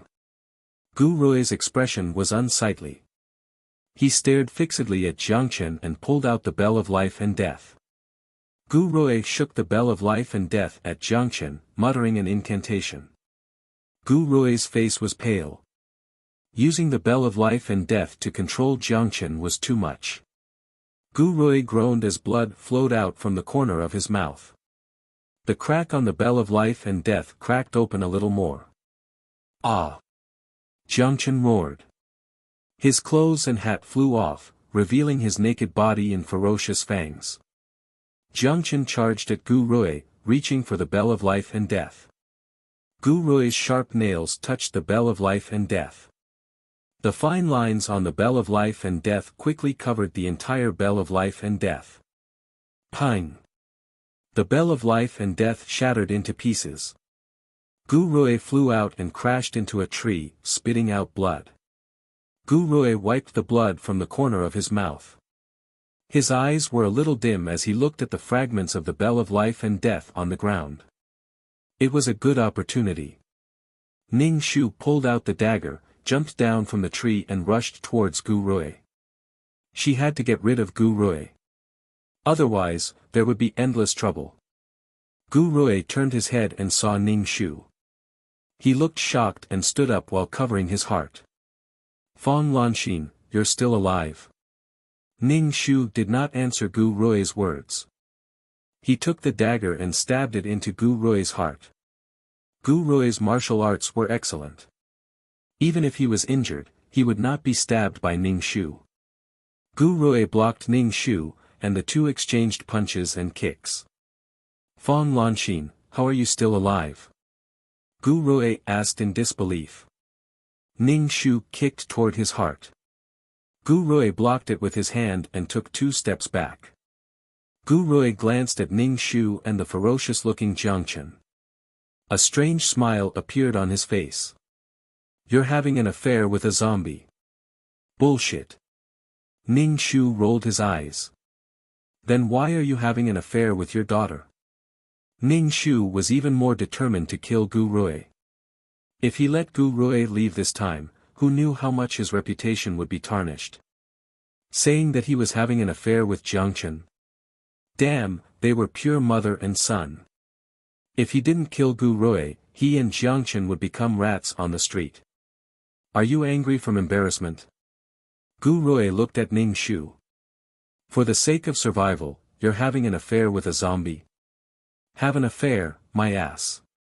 Ning Shu circulated the qi in his dantian and attacked Gu Rui with his dagger. After a period of cultivation, Ning Shu was much stronger than before. Gu Rui was also injured. He was no match for Ning Shu. Gu Rui's subordinates saw that their master was at a disadvantage. They all attacked Ning Shu. Jiang Chen's hands had long fingernails. With each swipe, he took a life. He killed everyone who attacked Ning Shu. Jiang Chen's body was hit by a talisman. Smoke rose from his body. Gu Rui watched as his subordinates were as weak as paper in Jiang Chen's hands. They were all destroyed. Gu Rui's heart was in turmoil. Ning Shu immediately grasped his weakness.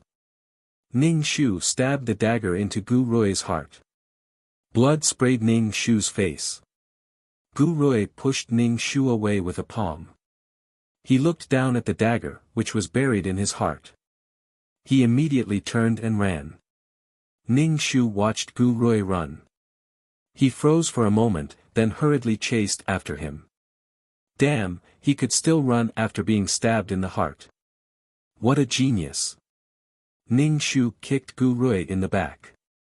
Gu Rui collapsed to the ground. Fang Lanxin, don't forget that you're my wife. Gu Rui looked at Ning Shu.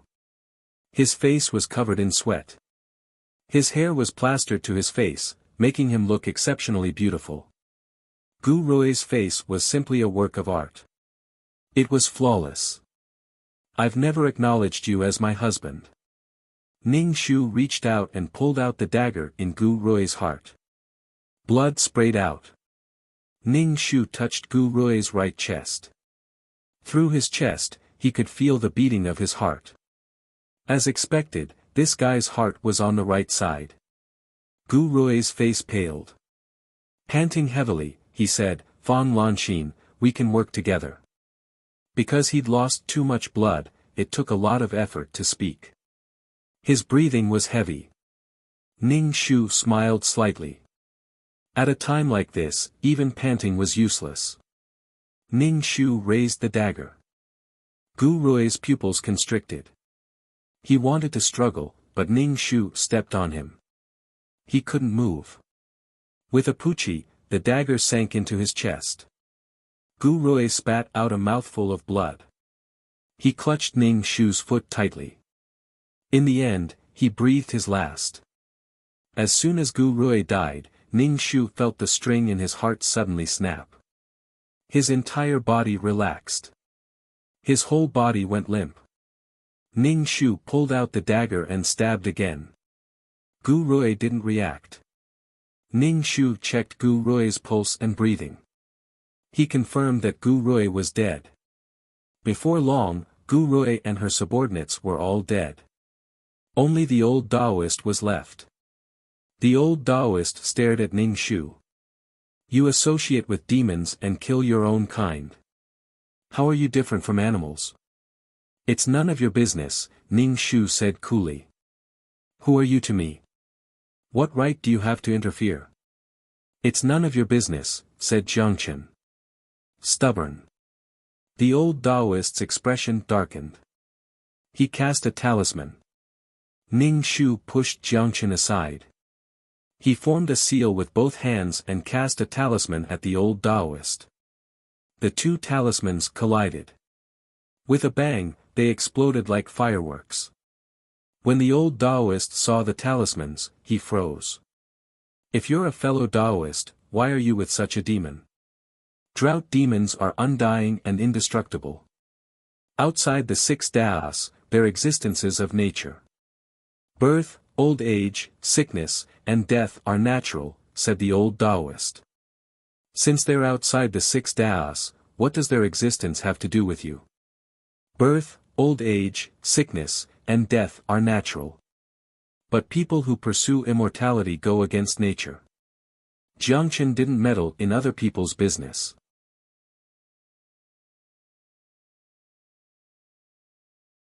Chapter 1096. These things are inhumane and rely on drinking human blood. They'll only bring disaster to the world, said the old Taoist, his expression dark. Only by completely exterminating them can we protect the world.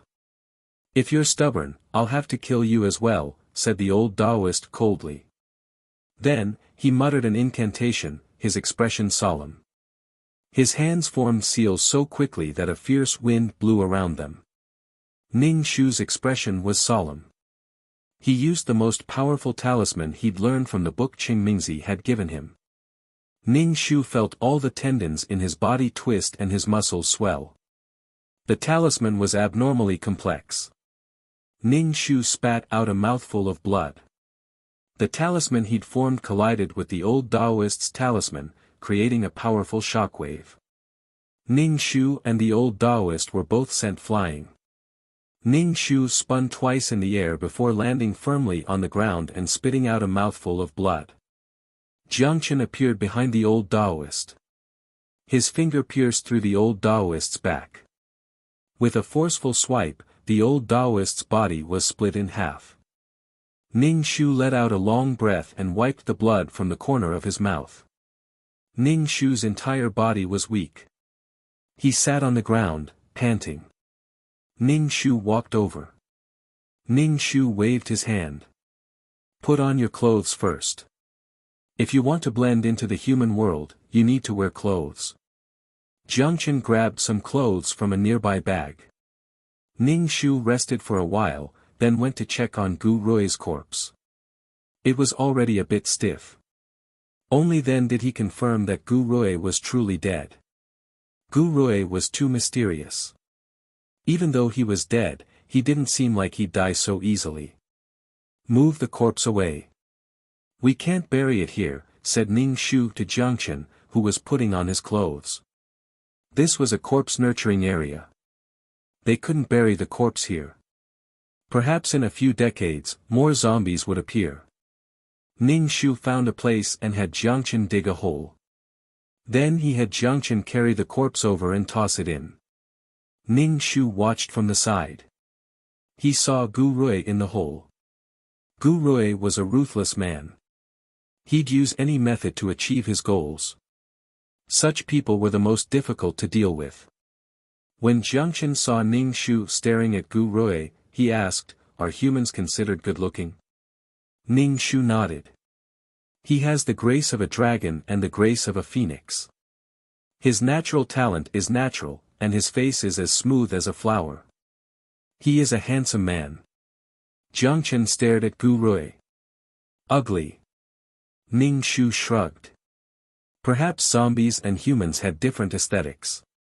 After burying these people, Ning Shu took some gold from the cemetery and prepared to return to the Fong family. She wondered what Gu Rui had done to the Fong family. Once we're outside, you can't attack as you please, got it? Ning Shu said to Jiangchen as they walked. Can't I take off my hat? Asked Jiangchen. No, when you grow into a handsome man, you can take it off. Ning Shu shook his head. Can't you keep your fangs? I can accept it, but it's prettier when it's exposed, said Jiang Chen. Ning Shu was speechless. As expected, zombies had different aesthetics. Perhaps their fangs were a symbol of strength. Exposing them was a display of strength.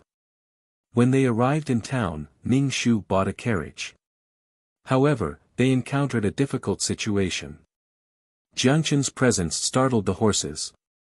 Animals had keen senses. The horses and donkeys either went crazy or fell to the ground, foaming at the mouth. Before they even left town, Ning Shu sold the carriage for a low price. She felt stifled. So now they had to walk back. What's wrong with the horses? Asked Ning Shu. They're afraid of you. Ning Shu bought a large bag of dried food, some medicinal ingredients, and a simple map. She had to think of a way to get back. Jiang Chen wore a hat. Although it was eye-catching, it didn't cause any trouble. They had to trudge back on foot. She felt stifled.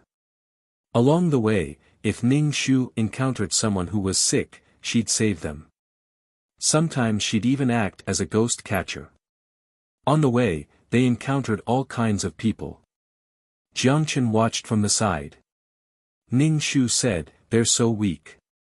That's just how life is. It's fragile, but it's also strong." After walking for almost 2 months, Ning Shu had worn out several pairs of shoes. Finally, they reached the Fong clan's residence. While they were hurrying, Ning Shu couldn't travel with others. She was afraid that someone would recognize Jiang Chen. If that happened, they'd attract the attention of those demon slayers. Ning Shu picked up the door knocker and knocked on the door. She knocked twice before the door opened. A servant opened the door. He didn't look familiar. "I'm Fong Lanxin." "Open the door," said Ning Shu.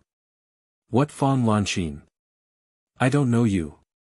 Hurry up and leave." The servant waved his hand. "This is the Fong clan's residence. Are you a new servant?" Ning Shu had a bad premonition. The Fong clan? That's old history. All of the Fong clan's businesses and residences were sold to our master, said the servant proudly. Ning Shu, fuck, I really should whip Gu Rui's corpse. Little brother, please inform your master that I'm the original master of the Fong clan. I'm here to retrieve the ancestral tablets. Ning Shu handed the servant a piece of silver. The servant waved the silver. Wait here. Why don't you just go in and kill them? Said Jiang Chen. We're in human territory, so we have to abide by human rules. They didn't do anything wrong by using real money to trade for the Fong clan's possessions, said Ning Shu. The main culprit was Gu Rui. Jiang Chen fell silent. After a while, a skinny middle-aged man emerged. Ning Shu asked, "Are you a descendant of the Fong clan?" "Yes, I am," said Ning Shu. "I'm here to retrieve the ancestral tablets." "Take him to the tablets," said the middle-aged man to the servant. The servant led Ning Shu to the ancestral hall, then pointed to a corner. There. Ning Shu followed the servant's finger and saw the Fong clan's ancestral tablets scattered haphazardly in the corner, covered in dust. Ning Shu walked over, wiped the dust off the tablets, and placed them in his bag. "Hurry up and leave after you take them," said the servant. Ning Shu carried the tablets to the main hall to see the middle-aged man. "I'd like to buy back the Fong clan's residence and shop. Is that possible?" The middle-aged man shook his head. "I'm not selling." "We can discuss the price," said Ning Shu. "I'm not selling, no matter how much you pay." The middle-aged man waved his hand. "Since you've taken the items, you may leave." Ning Shu felt somewhat helpless. He left the Fong clan. "Do you want the house?" asked Jiang Chen. "I do, but it doesn't matter if it's gone," said Ning Shu with a smile. Ning Shu placed the Fong clan's ancestral tablets in a temple filled with incense. He donated a large sum of money so the monks could recite Buddhist scriptures every day. While in the temple, Ning Shu met an old monk. The old monk seemed suspicious of Ning Shu's identity. He warned Ning Shu not to spend too much time with an otherworldly item, as it would affect his lifespan. When Ning Shu saw that the old monk wasn't so angry that he wanted to exterminate the evil spirit, he sincerely thanked him. Ning Shu had methods to preventing energy from entering his body.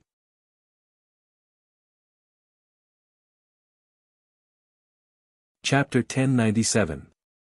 After leaving the temple, Ning Shu let out a long sigh. Without the Fong clan, he'd have to fight for the Fong clan. Ning Shu had changed into men's clothing. She held a cloth sail with the words, "Floating to help the world," written on it. In any case, she still had medical skills. She couldn't let them go to waste. She'd become a traveling doctor. But she'd walked around and seen everything. Wherever Ning Shu went, Jiangchen followed. He'd seen the world with Ning Shu. He'd even learned medicine and talismans from Ning Shu. As a traveling doctor, Ning Shu's primary job was to deliver babies. Although she was wearing men's clothing, it was obvious she was a woman. In ancient times, men and women were forbidden from delivering babies. It was difficult for male doctors to deliver babies. As a woman who knew medicine, she was naturally the best candidate. In ancient times, when women gave birth, they'd give birth. If they didn't give birth, they'd die.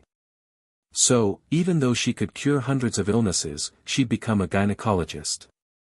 She'd even wandered around the palace to deliver the empress, who'd had a difficult labor. Ning Shu decided to change her name to gynecologist. Ning Shu didn't even know how many places she'd traveled or how many sights she'd seen. She didn't stay in one place for long, because Jiangchen. If she stayed too long, people would see through her. What's more, she was a drought machine. Ning Shu didn't want to be hunted down all over the world by a group of people who wanted to slay demons. And from the looks of it, Jiangchen didn't want to leave her. It was best to just watch the clouds roll by. With no chores to tie her down, she could dig up herbs whenever she came across them. At night, she could watch the stars. Unfortunately, she didn't have a camera. She could take selfies and show off. She wasn't fat anymore. Her body was well proportioned. Although she wasn't very thin, she was well proportioned. Jiangchen carried a backpack and a pole. Ning Shu didn't have anything on her. She was relaxed. She counted the days. It was about time she left this world. Although Jiangchen was a burden, in general, everything was over. Jiangchen was becoming more and more like a person. His outstretched hands were much fairer, not as bruised as before. However, Jiangchen, who didn't eat or drink, never took off his hat. Ning Shu guessed that Jiangchen would eventually resemble a person. One morning, when Ning Shu opened the door, he saw a man in green with ink-black hair standing in front of the fence. It made this small farmhouse's courtyard shine brightly. His clothes fluttered in the breeze, and his hair swayed slightly. Just by looking at her back, one could tell how magnificent she was. Ning Shu stared at the handsome man. The handsome man turned around, and Ning Shu shouted, "Fong Lanxin." Ft. Ning Shu choked on his saliva. "Gurui." "Jiangchen, I am Jiangchen." Jiangchen stared expressionlessly at Ning Shu. Ning Shu was speechless. "Why did you make yourself look like Gurui?" Ning Shu frowned. Jiangchen mimicked Ning Shu and said in a high-pitched voice, "He has the grace of a dragon and the grace of a phoenix. He's a handsome man." Ning Shu was speechless. Don't mess with his face. I'm traumatized." Ning Shu covered his eyes. "You can look like whatever you want." Jiangchen put on his hat and asked, "Where are we going today?" "The woman next door is already in labor."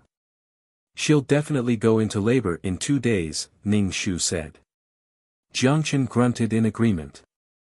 Sure enough, the pregnant woman next door went into labor a day later. Her husband came to invite Ning Shu to deliver the baby. Ning Shu put on his medicine box and went to deliver the baby. It took a day for the baby to be born, mainly because the fetal position wasn't right. In ancient times, conditions weren't very good. C-sections weren't ready, and there was no anesthetic. It was easy to get infected. What's more, ancient people couldn't accept having a hole in the stomach. Eat. Jiangchen gave Ning Shu a bowl of light noodles. There was also a fried egg at the bottom of the bowl. Jiangchen was becoming more and more like a person. Ning Shu ate the noodles, then lay down on the bed to rest. As soon as he lay down, 2333's voice rang out in his mind. Mission complete. Do you wish to leave the mission world? Yes. Ning Shu's head spun. When he opened his eyes again, he was already in the system space. This. Ning Shu stared at the system space with wide eyes. There was nothing in the system space.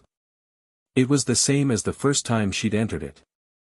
The sofa, the bookshelf, the bed, the potted plant, everything was gone. Where's the stuff? Ning Shu asked. There was still a grapefruit-sized black hole in the wall. The 2 pearls. It's been sucked away. It's already good that the system space wasn't sucked away, 2333 said. Not bad. Ning Shu rejoiced. Thank goodness he'd placed the peerless martial arts in the system's chest. It hadn't been sucked away. The peerless martial arts were the hope for her world. If it had been sucked away, Ning Shu would have cried her eyes out. After going through 2 worlds and not returning to the system space, Ning Shu saw that his soul was somewhat dim. He sat cross-legged on the ground and absorbed the pure power of the soul. After he finished cultivating, Ning Shu said, I want to receive the storyline of the previous world. Okay. Things were just as Ning Shu had guessed. Fong Lanxin had been sacrificed. That was fine, but Fong Lanxin's soul was trapped in the Bell of Life and Death. The Bell of Life and Death would suck away Fong Lanxin's soul power, soul origin, fate, or merit. It would take away everything. Fong Lanxin's feet were shackled with iron chains. There was no light, no sound, and she was alone. The chains kept sucking away Fong Lanxin's soul power. It made Fong Lanxin feel like she was being tortured in a pot of oil and was being cut into pieces. The more painful it was, the stronger the soul power.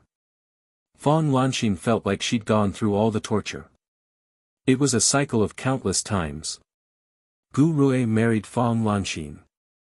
The closer the person was to him, the more the Bell of Life and Death would be controlled. It would be safer for the user. Fong Lanxin was in pain and despair. She sacrificed her soul to counterattack. Sure enough, his guess was close to the mark. Ning Shu opened the attribute panel and looked at the rewards from the previous mission.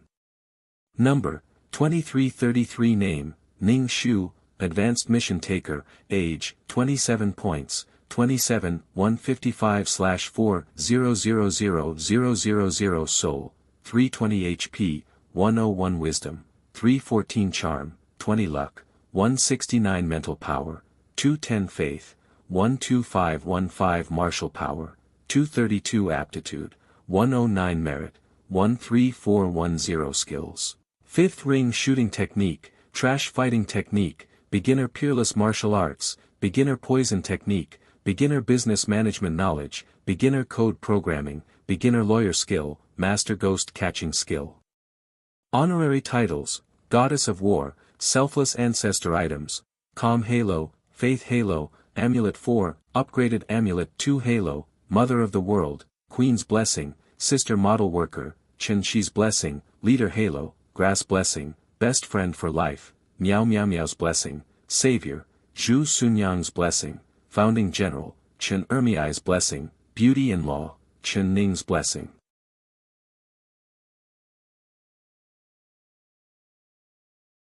Chapter 1098. Mission 1, Complete when Hanlei's wish, destroy Tang Yu and buy Feifei's reputation. Mission completion rate, 100%. Obtain 5 million points, 50 attribute points, and 1000 faith points.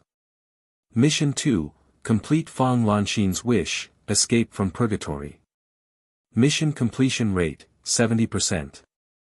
Obtain 4 million points, 30 attribute points, 3000 faith points, and 50 merit points.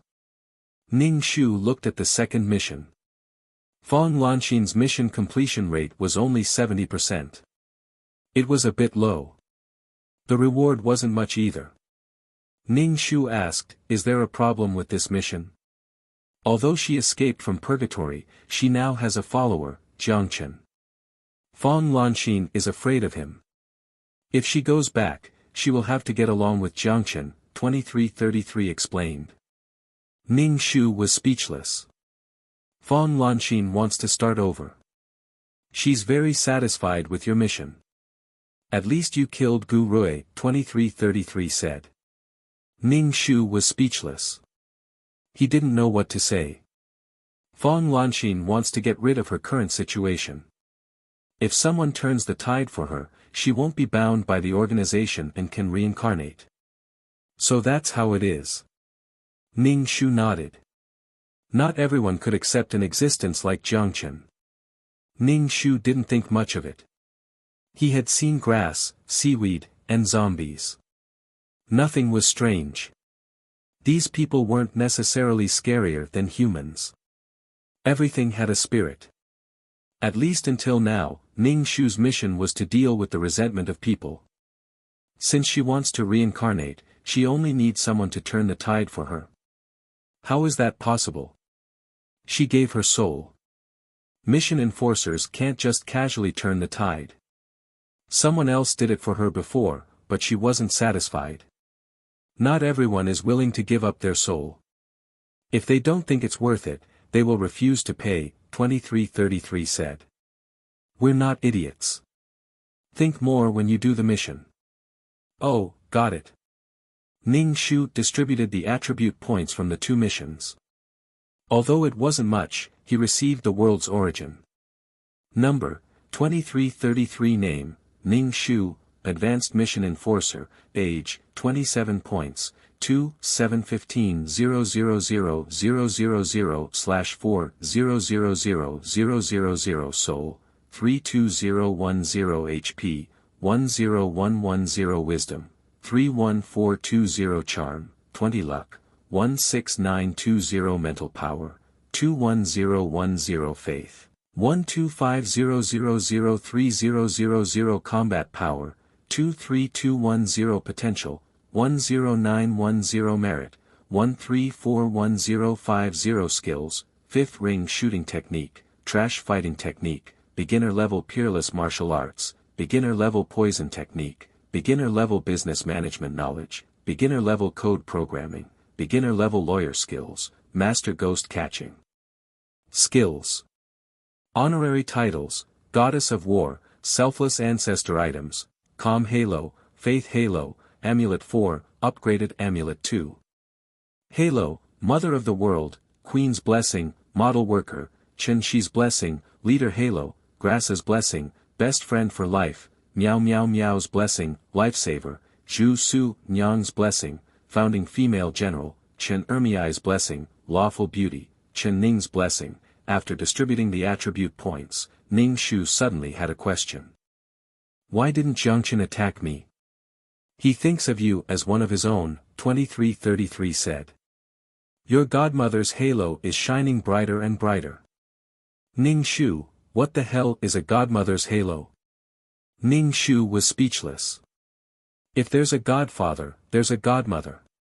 Those without sentience, no matter how strong or weak they are like newborn babies. They need someone to baptize them and guide them, 2333 said. Like a wet nurse. A wet nurse. Ning Shu almost burst into tears. She thought she had such great charm, that she was special. But the result was like this. I was the last one to know the truth. But having a godmother's halo was better than nothing. Ning Shu decided to open the screen and see what happened to Jiangchen. If Fang Lanxin hadn't returned, the body would have died. Fortunately, she'd lost so much weight that she'd become a well-proportioned beauty. But the screen was black. Ning Shu tried again, but it was still black. What's going on? The function is broken. Ning Shu, what else is broken? The chat system. The shopping mall's exchange system. The virtual space channel. Ning Shu, basically everything that can be broken is broken. Can't you see your status panel right now? Ning Shu, oh, no, I can't exchange for fasting pills, medicine, or other things. Yes. I can't go to the virtual space. Yes. Ning Shu hammered the ground. The shopping mall's exchange system was broken. She could go to the virtual space's shop to exchange for things. But the channel to the virtual space was broken, which meant she couldn't exchange for anything. Ning Shu quickly accepted reality. She was already at the bottom of the valley. Nothing could be worse than this. She'd only get luckier in the future. Then when can you fix these functions? Ning Shu asked. I'll have to take my time. I don't have any energy right now. The energy from the 2 missions you did with the system has already been used up. 2333 also felt bitter. You're too unlucky. You even dragged me into this. 2333 was speechless. Whoever marries a sentimental person like you will be the unluckiest person in the world. Ning Shu let out a long sigh. She opened her status panel and checked how many amulets she had left. She had to use them sparingly. 4 possession amulets and 2 upgraded amulets. That meant she had 6 lives. She could be killed 6 times and not die, she had to use them sparingly. She didn't know when the shopping mall's exchange system and the virtual space channel would be fixed. Ning Shu took out the ultimate martial art from the system box. The ultimate martial art was getting thicker and thicker. Ning Shu flipped through the pages. There were more and more chi patterns. The world's origin is for you. 2333 said as he controlled a lush lotus flower to appear. The flower swayed gently, emitting a refreshing fragrance. Ning Shu grabbed the lotus flower. The lotus flower gradually shrank.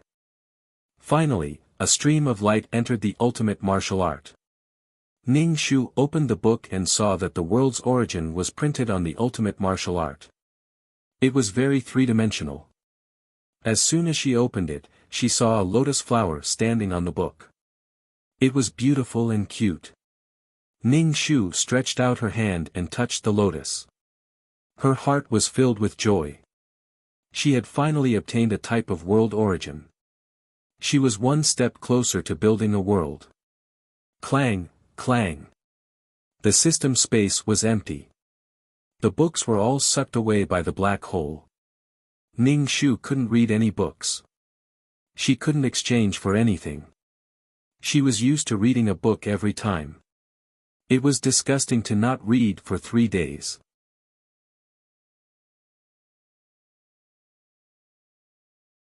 Chapter 1099.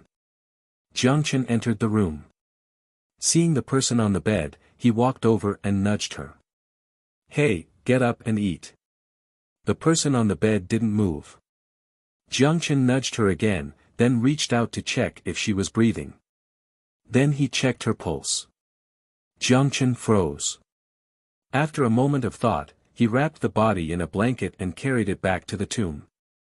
Jiangchen placed the body in the tomb, then remade the coffin. He placed the body inside the coffin and sealed the tomb. After doing this, Jiangchen took out a cloth sail and changed it to a floating one. He walked the world. Every once in a while, Jiangchen would return to the tomb. The corpse in the coffin hadn't decayed, and her face was peaceful. After seeing the corpse, Jiangchen would continue to walk the world. Jiangchen no longer wore his hat, revealing his exquisite face. His face was different from Gu Rui's, and he had a completely different temperament. Ning Shu was cultivating, but he had no books to read. Plus, the system space was empty. He couldn't go to the virtual space to play. It was too much. He'd better do the mission. Let's see who the next client is, said Ning Shu 2333. 2333 hesitated, then said, you can't see the client right now. Do you see the black hole on the wall? The client can't enter. Ning Shu, put me in the mission, said Ning Shu with a smile. Ning Shu felt dizzy. He felt his soul merge with his body. When it was completely merged, Ning Shu opened his eyes. His head was a bit dizzy, and he was sweating profusely. It seemed he'd caught a cold. Ning Shu sat up and looked around. He was in a dormitory. Ning Shu was the only one here. Ning Shu felt his throat dry. He picked up the glass beside the bed. It was filled with cold water. Ning Shu gulped it down. Ning Shu began to receive the plot. The original host was called Du Bing. She was a fourth-year university student. Yesterday, she'd braved the rain to attend an interview. Now she had a cold. This story really shocked Xiao Tianquan. The reason was Du Bing's boyfriend, Gu Qiu. Gu Qiu was an ordinary man. His looks were ordinary, and his status was ordinary. But life was full of ups and downs. Gu Qiu unexpectedly became the assistant of the superstar, Ji Beiyi. Ji Beiyi was arrogant and handsome, like the sun god Apollo.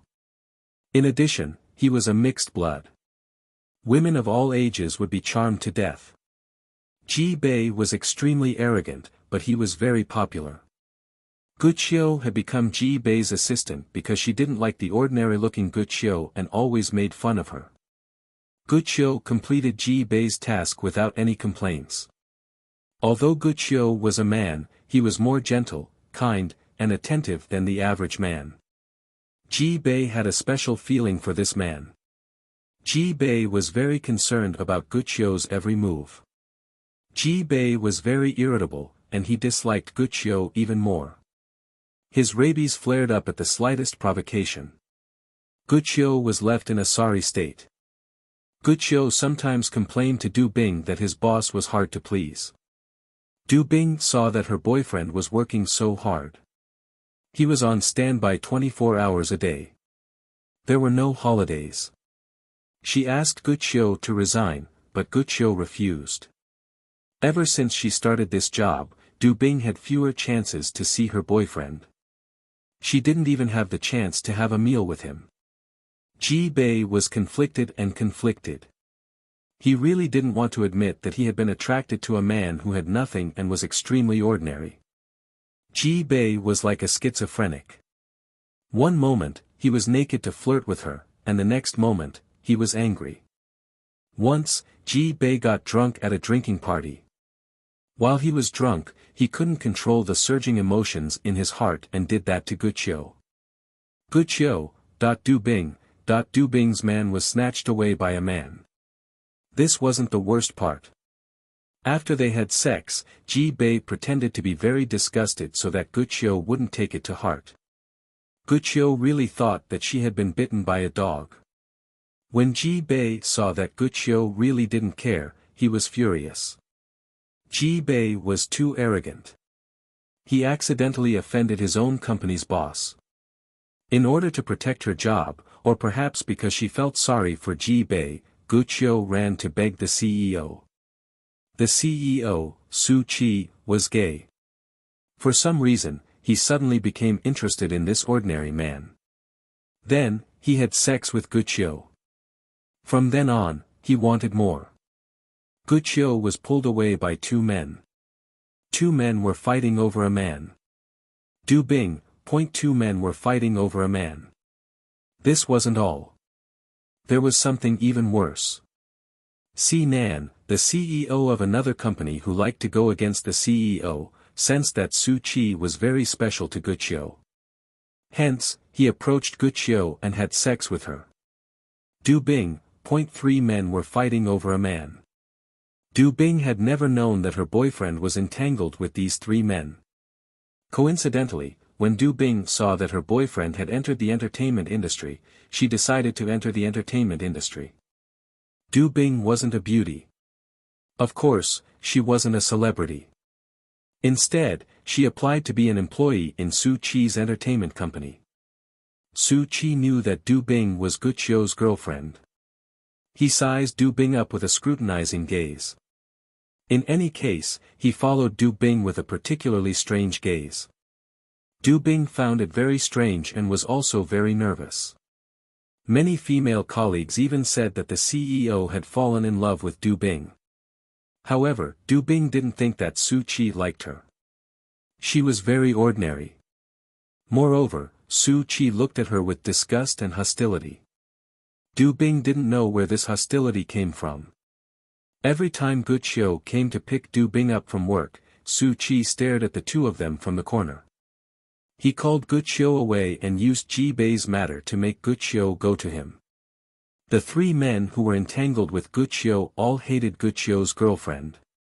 The three men temporarily put aside their hostility and began to deal with Du Bing. The three big shots in the entertainment industry dealt with a woman who had no foundation and no ability. The one who took action was Si Nan, the CEO who had been fighting against Su Qi. He had been seducing Du Bing and had even staged a scene of catching them in the act. Si Nan was gay. How could he have a reaction to a woman? Si Nan asked Du Bing out in advance. He drugged her and forced her to drink. Du Bing was so drunk that she lost consciousness. When they arrived at the hotel, Si Nan stripped Du Bing naked. Then, he made himself naked and hugged Du Bing. Then, Ji Bei and Su Qi took Guqiu to catch them in the act. As soon as Guqiu entered the room, he saw the adulterous couple on the bed. Guqiu ran away sadly. He had been betrayed by his girlfriend. The three men exchanged a look. When Du Bing woke up, she was naked, but there was no trace on her body. Du Bing felt confused. Then, Guqiu wanted to break up with her, saying that she had betrayed their relationship. Du Bing, what did he mean by betraying their relationship? No matter how stupid Du Bing was, she knew that she had been set up. However, she couldn't figure out why a powerless woman like her had the right to make Si Nan condescend to set her up in person. Du Bing explained to Guqiu, but Guqiu just didn't listen.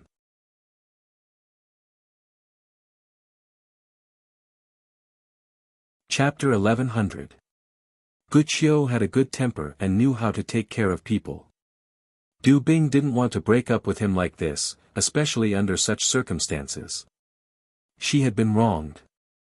Nothing had happened, but she was accused of betraying her relationship with Si Yan.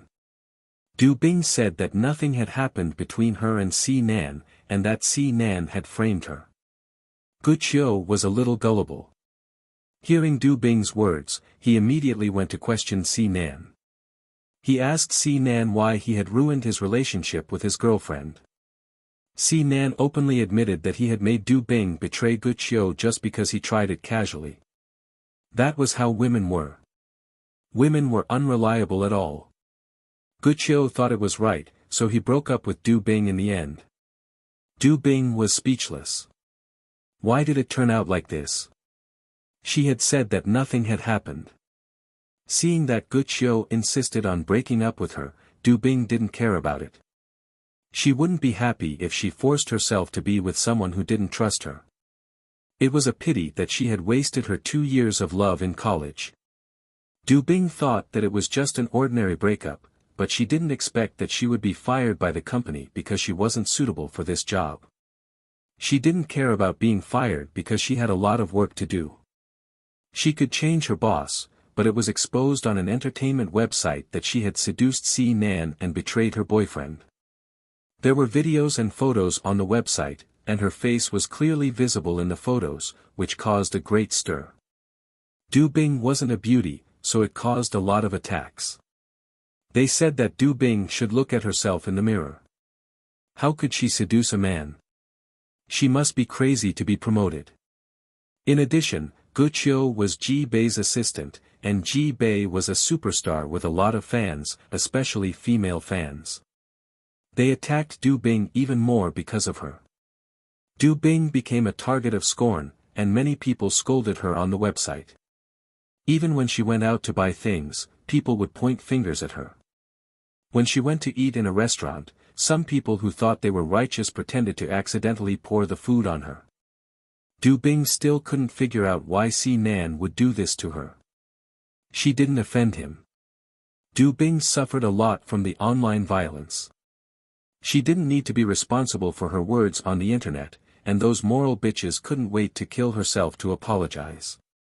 Guqiu came out and asked everyone to stop attacking Du Bing. Guqiu might have come out because he sympathized with Du Bing, but his appearance didn't stop the matter.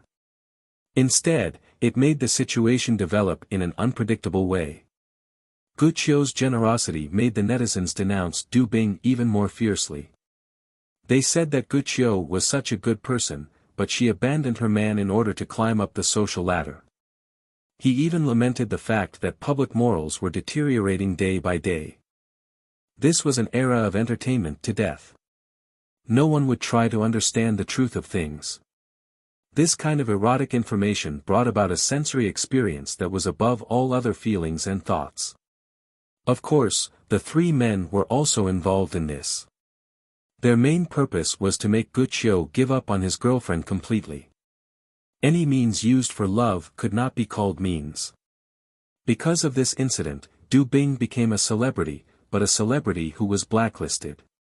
She obviously graduated from university but couldn't find a good job. The company wouldn't want a stained employee like Du Bing, who was condemned by the whole nation. Du Bing could only return to her hometown with her tail between her legs. So what if she returned to her hometown? Du Bing's head had already been labeled as unfaithful and vain. After dealing with the external enemy, the three men began to fight for the ownership of Guqiu. Guqiu almost woke up from the bed of three different men. After fighting for it, Guqiu didn't want to hurt anyone. In the end, they shared happily. When Du Bing returned to her hometown, she was surrounded by familiar people. When she walked over, they pointed at her and scolded her for being shameless. Her parents were also dissatisfied that their daughter had done such a shameful thing. It wasn't easy to support a college student. Not only did she not bring glory to her ancestors, but she also made them lose face. Du Bing was under a lot of pressure. After a period of time, she was skinny and thin, and her hair fell out in large amounts. Du Bing stayed at home alone, in a trance. In the end, one night, she jumped into a well. Du Bing's death had no effect on the four men who were thousands of miles away. They lived happily every day. Du Bing was dead.